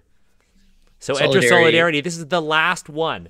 I'm also gonna roll another. I'm gonna roll another winner. So get your donations in. I am going to. I'm gonna roll for that winner right now. Also, Jackie, Death by Mage in chat. Yeah, we wouldn't do yours. We wouldn't do yours. That's. I talked to Jackie about that. Jackie's like, yeah, if you got like, you know what? If we did Jackie's, we would do it for Extra Life, and it would be like a 24-hour stream, and just characters would come in and out. That would. Oh. Okay. Well. So I'm kind of going through a little bit more quickly here. Hey, and the winner is Tracy. That's Tracy. What? Yeah. That's Tracy from the Broadswords. Unless it's Tracy's husband Jesse, but I'm pretty sure it's Tracy or Jesse or their dogs or their cats. Yo, Tracy, send me your email, or just text it to me. Text me your email. Tracy won our. That's our third hardcover. Amazing.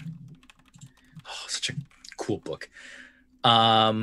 Keeping reading here. Investigating the city. I'm sure there's like a ton of stuff here. I'm just skimming it.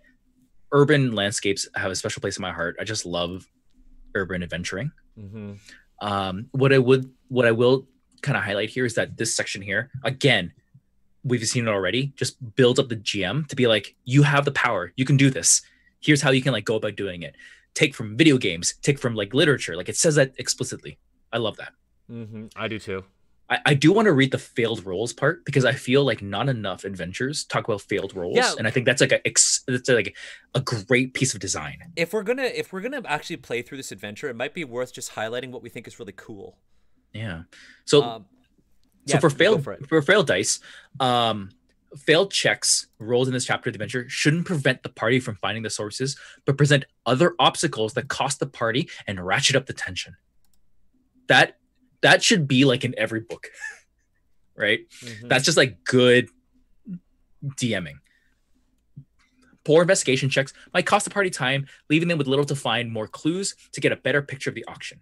Poor persuasion or intimidation checks, these are more examples, might make a scene rousing the attention of other locals, affecting the party's reputation, and even gain the notice of the competition. Poor stealth attempts might rouse the suspicion and alarm to direct and advance the adversity track. Simply saying no in response to a failed roll only serves to deflate the tension and frustrate your players. Be creative with the consequences of poor rolls. What I like about this is how it's talking about failure, but it's talking about failing forward. Fail forward, yeah. I really like it because it's like, look, poor investigation checks might cost you time, but you're still going to be able to find some clues. You just might not find as many. Like poor persuasion or intimidation, right? You might affect your reputation or gain the notice of people who might want to intervene on what you're doing. Like, I love how failure here isn't an end to what you're doing. And I think more mainstream RPGs need to take from that. Because a lot of times it's in D&D, it's like, oh, you miss your attack. Next person. Failure and success, especially in combat or skill checks, tend to take away spotlight from you. And you get the most spotlight, especially in indie games like Powered by the Apocalypse games, when you have a conditional success. So I love seeing fail forward or conditional successes in D&D. Yeah. My players see this in some of our games, but like even a failed attack is still a fail forward. Because what I'll do is an attack fails by player A, but player B lands something. Mm-hmm. I will go back and be like, player A, you like put down the suppressive attacks to like get them off balance and B followed up.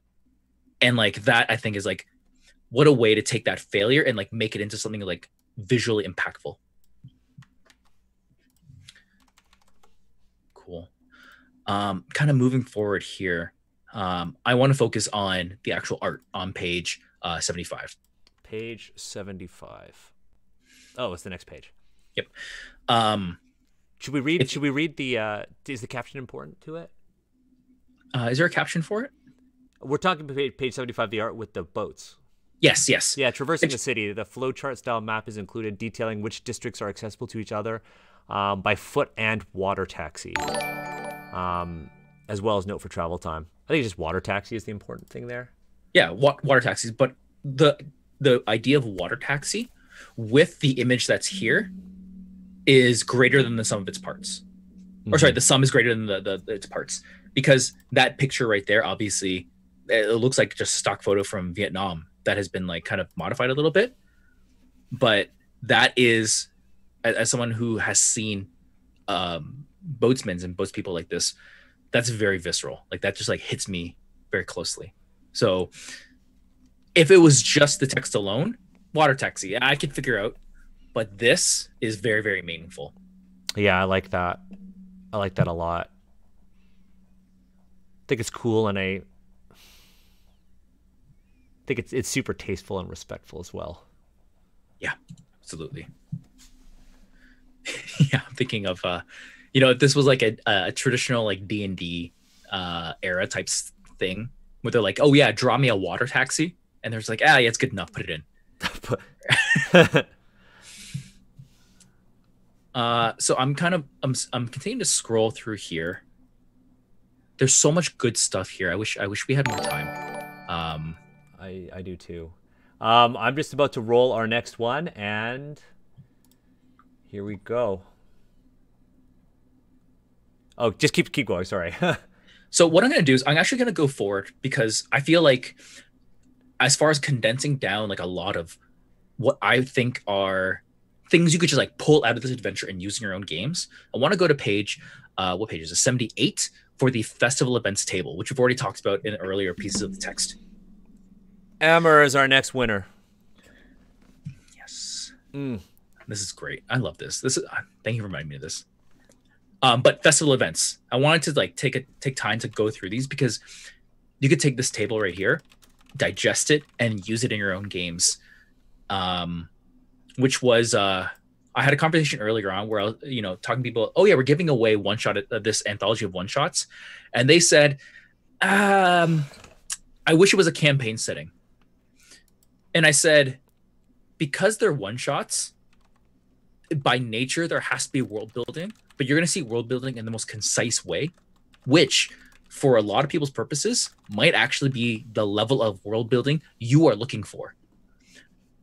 Campaign settings I like because they lay out everything for you, but it's also the reason why I don't really like them that much.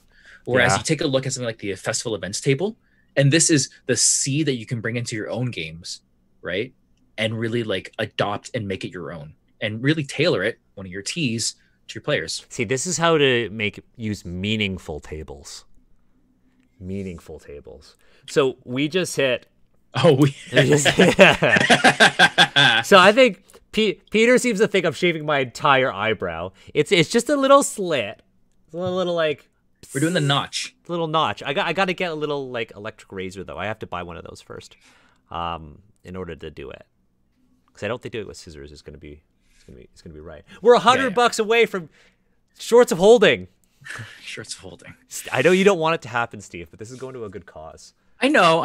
It's just it is a price I'm willing to pay. Steve just doesn't want to be associated with cargo shorts. I said it before. You can't unwear them. Like once you wear them, and there's like evidence of it, it never goes away. Look, I've worn many cargo shorts in my life.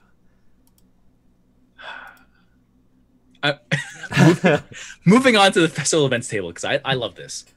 So it's a table. You roll a d8. The events are bathing of the statue of the hero Xiang and preparing of bamboo floral arrangements of offerings. Super visceral. You can like imagine what that looked like. A parade led by an actor playing the hero Xiang, riding a white horse through the city, followed by a retinue. Sorry, where are we right now? Page 78. Okay. Retinue is not how you pronounce that word. You know what I always say about people who mispronounce things? You've mispronounced a word because you've learned it from reading. Yeah. I think that is very, very helpful for a lot of people. But you're followed by a procession handing out sweets to children in the crowd, which that is also very visceral, and it implies a lot about like the culture, right? Dancers, acrobats, or musicians performing on the street for the passing crowds, earning tips, catch the party's attention, and maybe rope one or more into their act. That last part is super cool for an adventure hook. Giving your players the chance to express dance and art. I would say the vast majority of players would eat that up. Yeah, you're just giving them an opportunity to do something performative within the game, rather than just say roll performance. Yep. Number 4, firecrackers set up by children or immature adults. Hey, ease up. Too impatient to wait for dark, causing a pleasant shock for some festival patrons, but annoyance from others who reprimand them.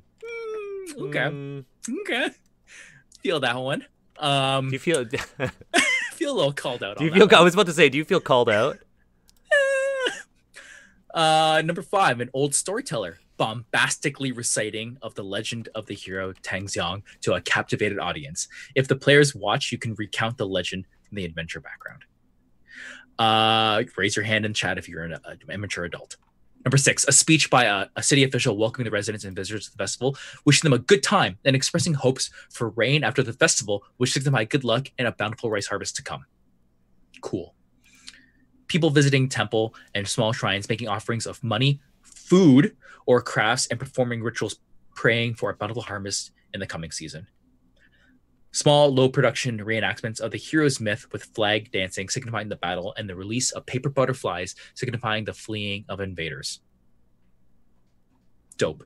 Just like super visceral, super like the imagery is very, very impactful here. I like it a lot. I am rolling our next hardcover winner. I love these, by the way. 1, 2, 3, 4, 5, 6.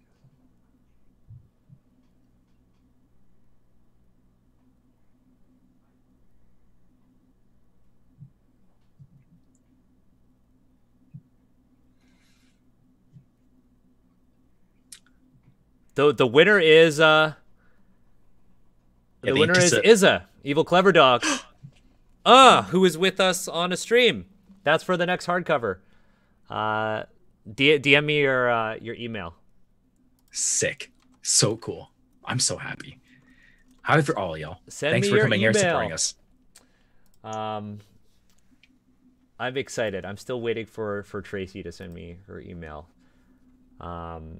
So that means we've got one more hardcover to give away, and then we're gonna do our dice giveaway. We're gonna do our dice giveaway.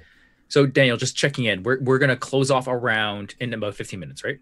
I think we're gonna close off earlier because I want us, or in about 15 minutes, and then by about 3, I want us to 3:05. I want us to raid Hans's channel. Okay. Because they're doing a stream. Because I figured out how to do it. I think this could be completely wrong. So just in case, at the end, we're gonna throw in the link to Hans's channel, just in case I mess up. Somebody tell Hans to be online then. So the next page here, because I've skipped ahead. We're on page 79, and I want to focus on this art. So, we were talking about how this is like a Vietnamese-inspired adventure, and we've seen the water taxis, and that was like very like dear to my heart. But then we get to this piece of art, and we see the áo dài, which is like a traditional Vietnamese dress. I have like a ton of memory of just like women who are dressed up formally, just like being in like this type of dress. So seeing this in its like form right here is like, I feel like it's a nod from the designer to me to be like, I get it, and I'm gonna put this in here, and like we don't have to shy away from it. Like it's almost like empowering to see something like that. Yeah, it's hard to describe. Like this book is so cool because it's given me a lot of emotions I didn't think I would feel from like Dungeons and Dragons.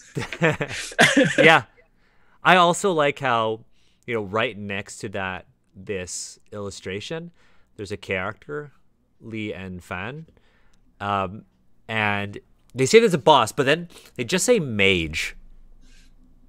Kevin just wrote mage, and I love that.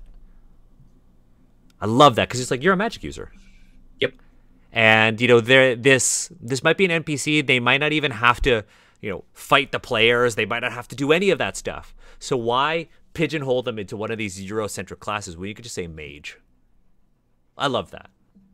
I think it tells the player, the GM, more than enough. It gives them more than enough information to create a very rich and interesting NPC without saying, you are a sorcerer and this person has the dragon bloodline. Why? It doesn't matter, and it limits the players to what they can do with this interesting character. Okay. Let's. What else do you have to say, Steve? Because I love how this is you're leading this, because I'm learning a lot. I'm glad to hear that, because I learned so much from you, like during our streams and what have you. You have the background and like the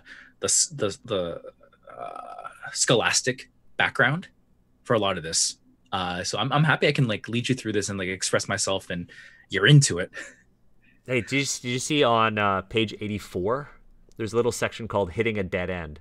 If the party are unable to gain enough information about the auction from the sources in this stage of the adventure due to either not being persuasive enough, being overly intimidating or violent, having been prevented by other groups at play, or some other reason, it doesn't mean the adventure is over. Have a source approach them with a steeply priced offer at the last moment. Have them simply stumble onto the information or the location itself sometime over the festivities, after the festivities have begun. Consider a genre fiction where the protagonists have lost the trail and run out of leads, and the ways things happen to fall into their laps to progress the story forward. There is some element of serendipity, but there also tends to be some cost at their failure as well. Now, I really like that. Yeah. Because, most D&D games were like, well, you should know how to do this. But this one's like, hey, if everybody fails, this isn't the end. Here's how you can continue to progress the plot. The players don't know where they're going. I'm honestly glad that we aren't reading through the adventure because I want to play it now. I know, right? I want to play it now. So, the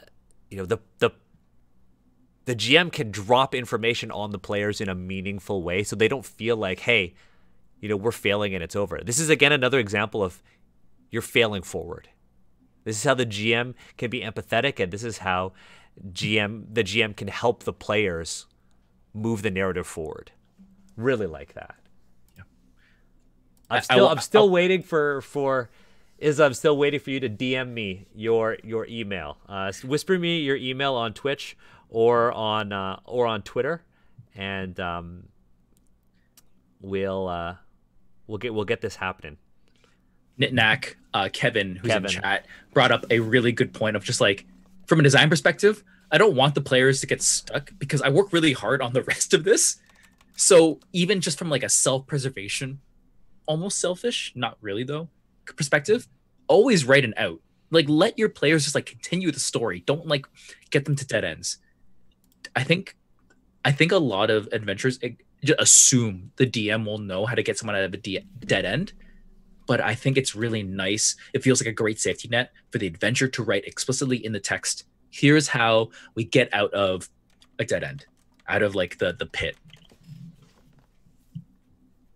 Okay, so now I'm just waiting for Tracy's email. We have one more hardcover. We're sadly not gonna make. It doesn't seem like we're gonna make it to Shorts of Holding, but we got the hair, we got the eyebrow. It's okay. We can keep Shorts of Holding for like another charity stream because we're not gonna stop. No, we're not gonna stop unless if I can't get like a little razor thingy. We make that a Short of Holding one, but that's up to the chat, not me. Daniel, chat, I know if you want eyebrow versus shorts, let me know. I'm willing to do eyebrow, but if you folks want to see Shorts of Holding, let me know. Yeah, let them know. There's so much resentment in your voice. No, I mean, like I have complex feelings. I'm a complex adult here. Cargo shorts are just, they're so ugly. They're so ugly. They look so bad. I can hear Yvonne in the background laughing. I know. I know. Okay, people are saying I'm taking the L. I'm taking the L already by cutting my hair, so Steve should have to do something. Oh. It's for charity, Steve. Kevin, the author of this adventure, said Shorts of Holding needs to happen. And Thanks, Jackie. Oh, Thanks, Jackie. There we go. Wow. Holy moly. Cool. Thank you. Shorts of Holding are happening. Shorts of Holding are happening. We're gonna do this. Yep, we got this. Okay, now we have to find an artist. Find me an artist. If Unbreakable 2, Volume 2 has a Shorts of Holding somewhere hidden in there, I'm gonna be. Why would it be hidden, Steve? Super happy about it. Why would just it be make hidden? Me super happy. Why would it be hidden? You know why it would be hidden. No, you know why. That should be on the cover. Oh my god. If the cover of Unbreakable 2 is like a weird salamander face, cute, ugly, weird, amazing salamander face with cargo shorts, that'll send me. That'll send you straight to DriveThruRPG so you could purchase a copy of Unbreakable Volume 2 when it comes out. Or it might send you to, we've been talking about Unbreakable a lot, unbreakablerpg.com. If you are an Asian creator, if you're an illustrator, if you are a writer, if you're an editor, and you want to be involved in the next iterations of Unbreakable, Jackie and co have an amazing plan for what they're going to do with this, what they're going to do with this platform. So head to unbreakablerpg.com, scroll to the bottom of the page. There is a form where you could apply to work on later editions of Unbreakable. So please do so. If you want to be a best-selling author like Steve, and you like want Daniel, or if you want to immortalize Shorts of Holding or Trousers of Holding, you head to unbreakablerpg.com. Sorry, Steve, I had to do that. it's okay. This is my legacy. This is my brand, I guess. I love how we've taken cargo shorts away from me, and we've now gifted them to you as your legacy. Oh, it's a gift. Yeah, it's a gift. This is a very generous gift. Okay, the last hardcover winner is going to be.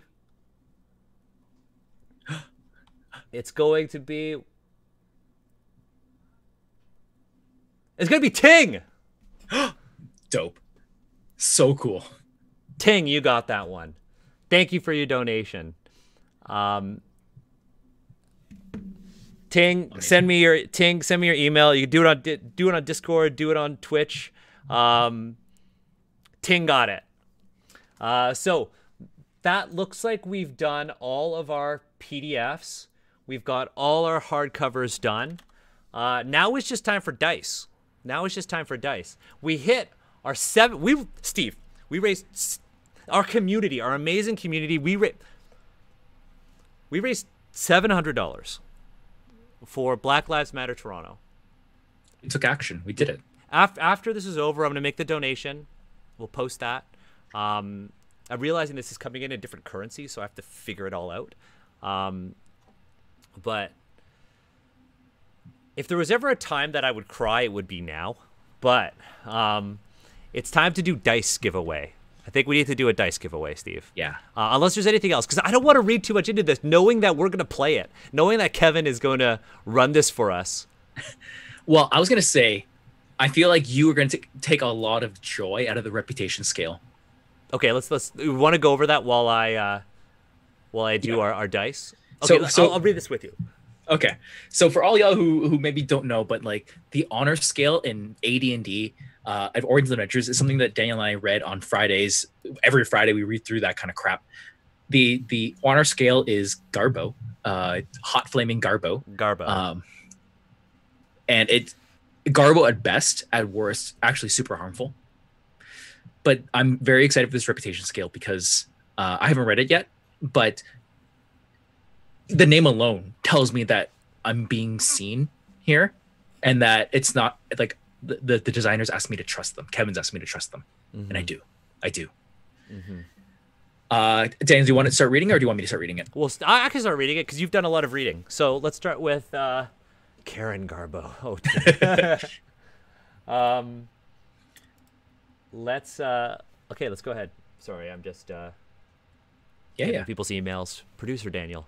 +4, locals cover for the party and mislead the rival crew and or magistrates if the party has piqued their attention. Reduce adversity track by 1. I like how reputation and adversity kind of work together. That's kind of yeah. +3, sources will approach the party offering information about the auction at reasonable exchange or money, favors, or persuasive promises of a cut in the hall. +2, locals will tip off the party where to find their next source. This is honestly a great way of incentivizing good roleplay. Yeah, I love that.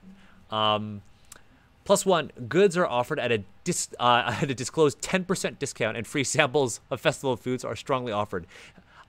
For me, discount is cool, but what I love is free samples of festival food. Yeah. Not because it's like that's neat. And that I in real life love free samples, but this is, and I don't know if anybody else is thinking about that, but free samples of festivals food is a literal no cost reason to have a conversation about food, about Vietnamese food at your table. Because the player's like, well, I don't want to spend my copper or whatever currency you want to use, but you're like, well, this is free, and let's start talking about Vietnamese food, and then wait, we've just played through this adventure, and now we're hungry. Let's go get some Vietnamese food. Yep. That's what I'm thinking. Okay, 0. Per the hospitable atmosphere of the festival, the players are welcomed happily, offered food and wares at good deals, read normal prices, and invited to. Attention by the magistrates, smugglers, and rival crew is easily avoided. -1. Goods are offered at an undisclosed 10% markup. Food portions are smaller than everyone else's. Oh, See, this the food thing is very important. yeah. Food thing is very important. Sources refuse to give up information. Oh, sorry. Go ahead, Steve. We missed that completely in AD&D or in Adventures. We have not once talked about food in 120 pages. No, we did. We did. We talked about rice. Oh, thank you.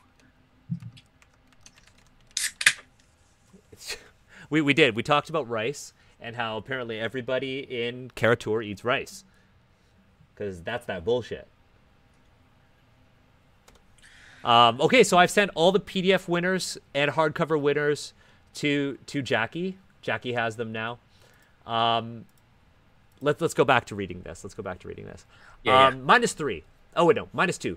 Sources refuse to give up information without some payment or trade, somewhere along the lines of 100 GP. That's a lot.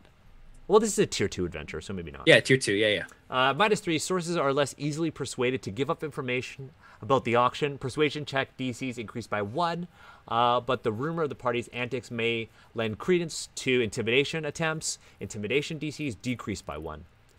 -4. Fed up, locals openly gripe about the trouble being caused with reckless abandon for all to hear, tipping off others who know of the party's intentions. Increased adversity track by 1. I love that. Yeah, I love that. Actually, I want to go back to the -3. Did you catch that if you have low reputation, your intimidations are easier? Like, we kind of blew past that, but I didn't even notice that, yeah. Your intimidations, your DCs decrease. It's easier to intimidate people if you have a bad reputation. That's cool. Right? That's cool. Yeah, that's really cool. I almost missed that. That's super cool.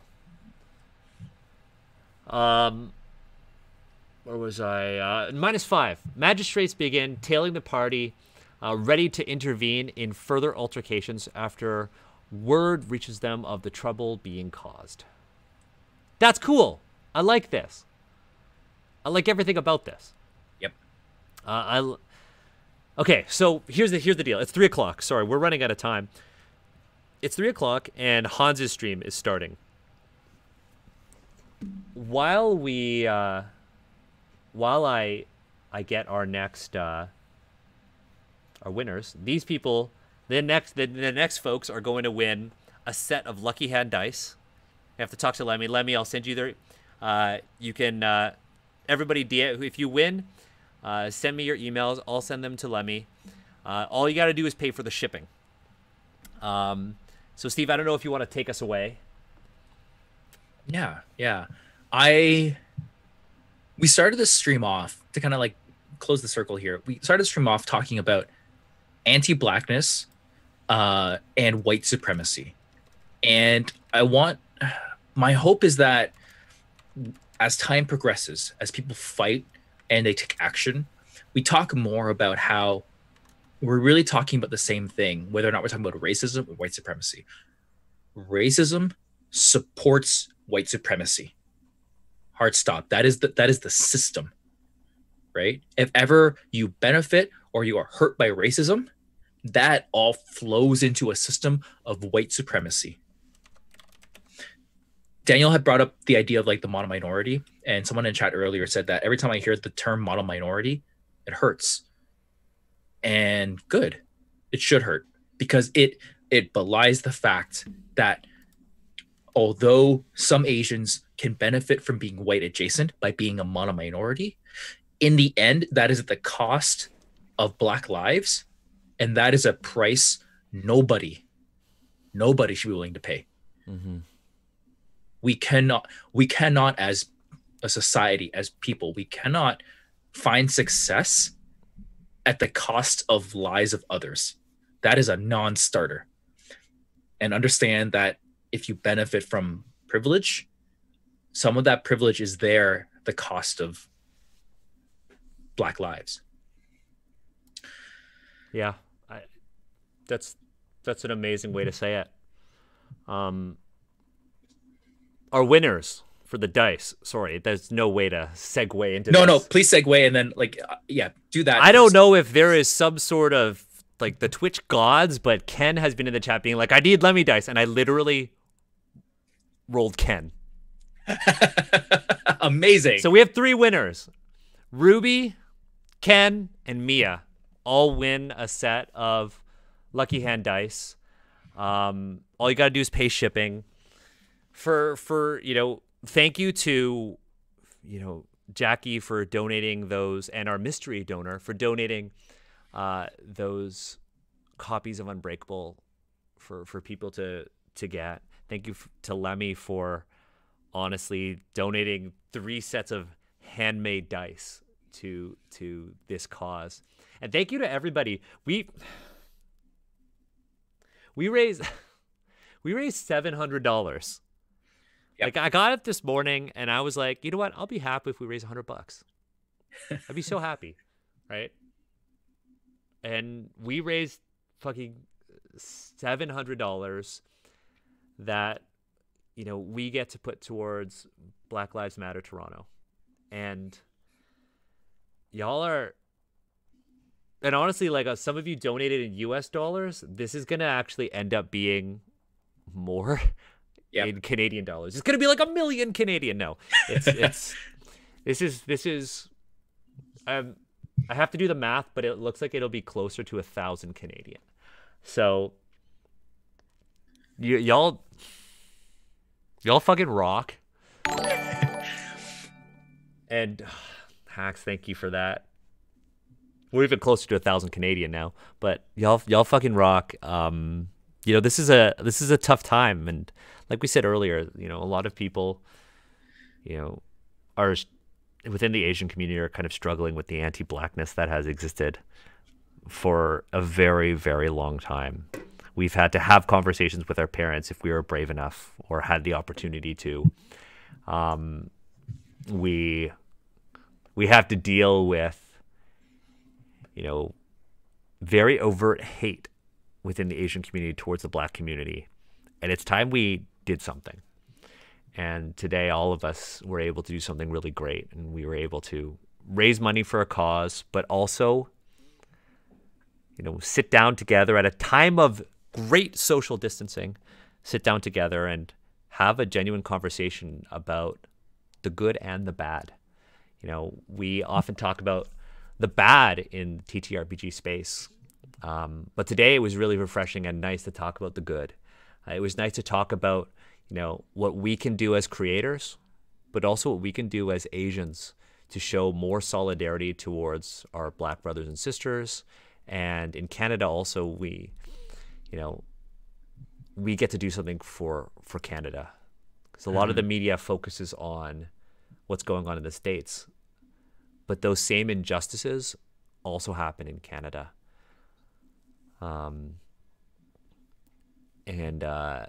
Also given the fact that our Prime Minister has a history of wearing blackface,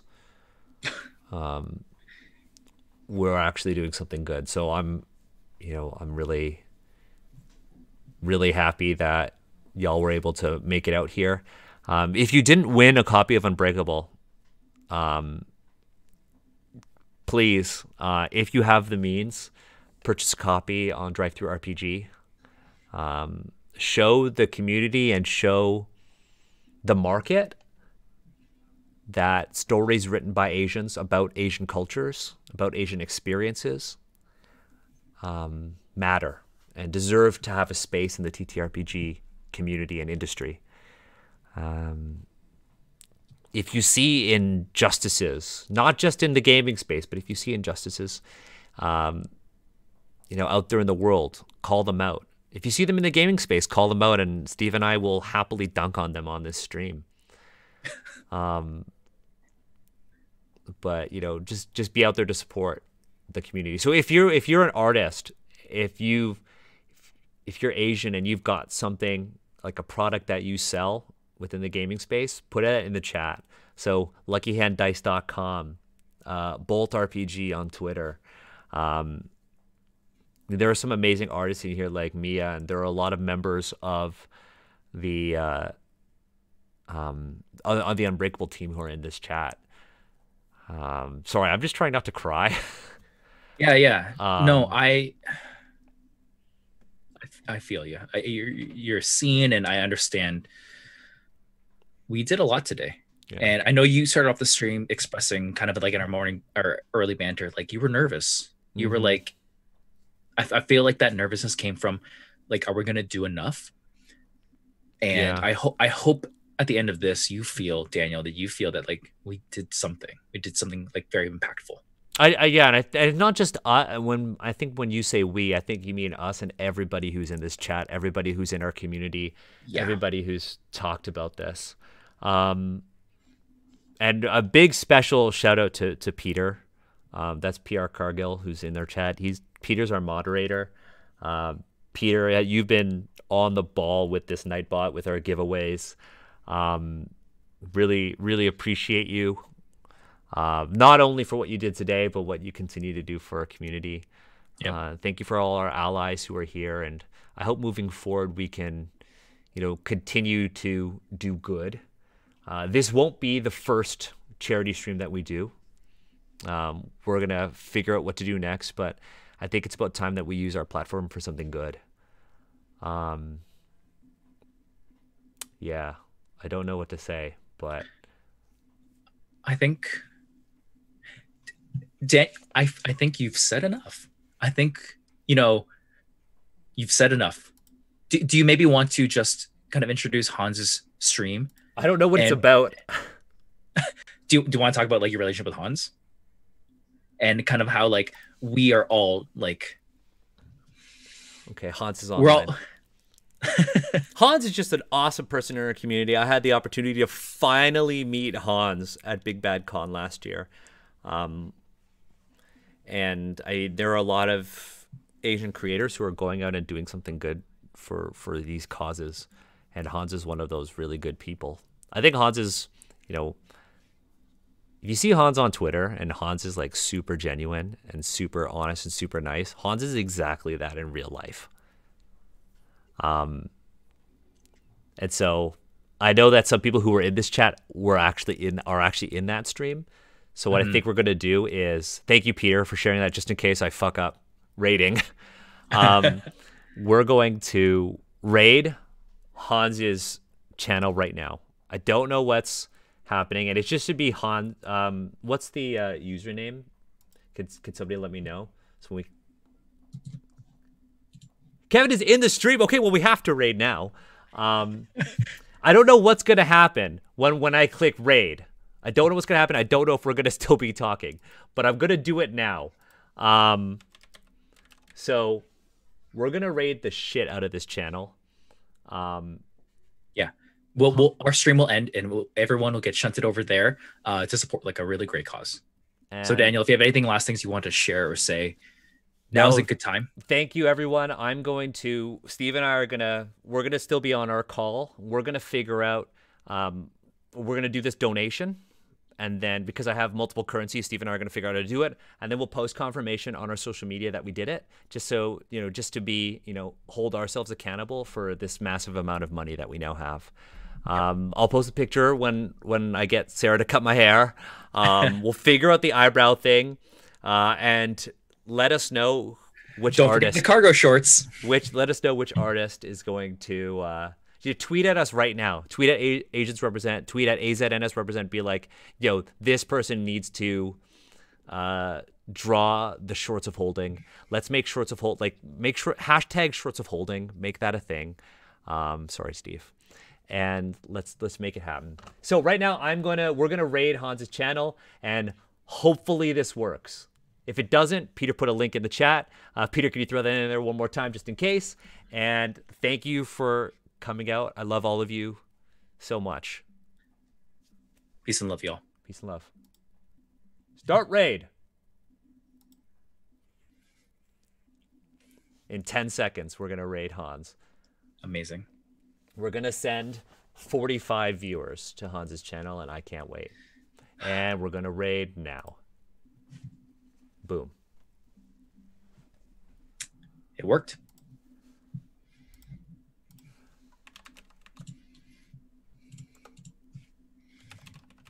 Boom. Okay, I'm gonna end our stream now. Perfect. Perfect.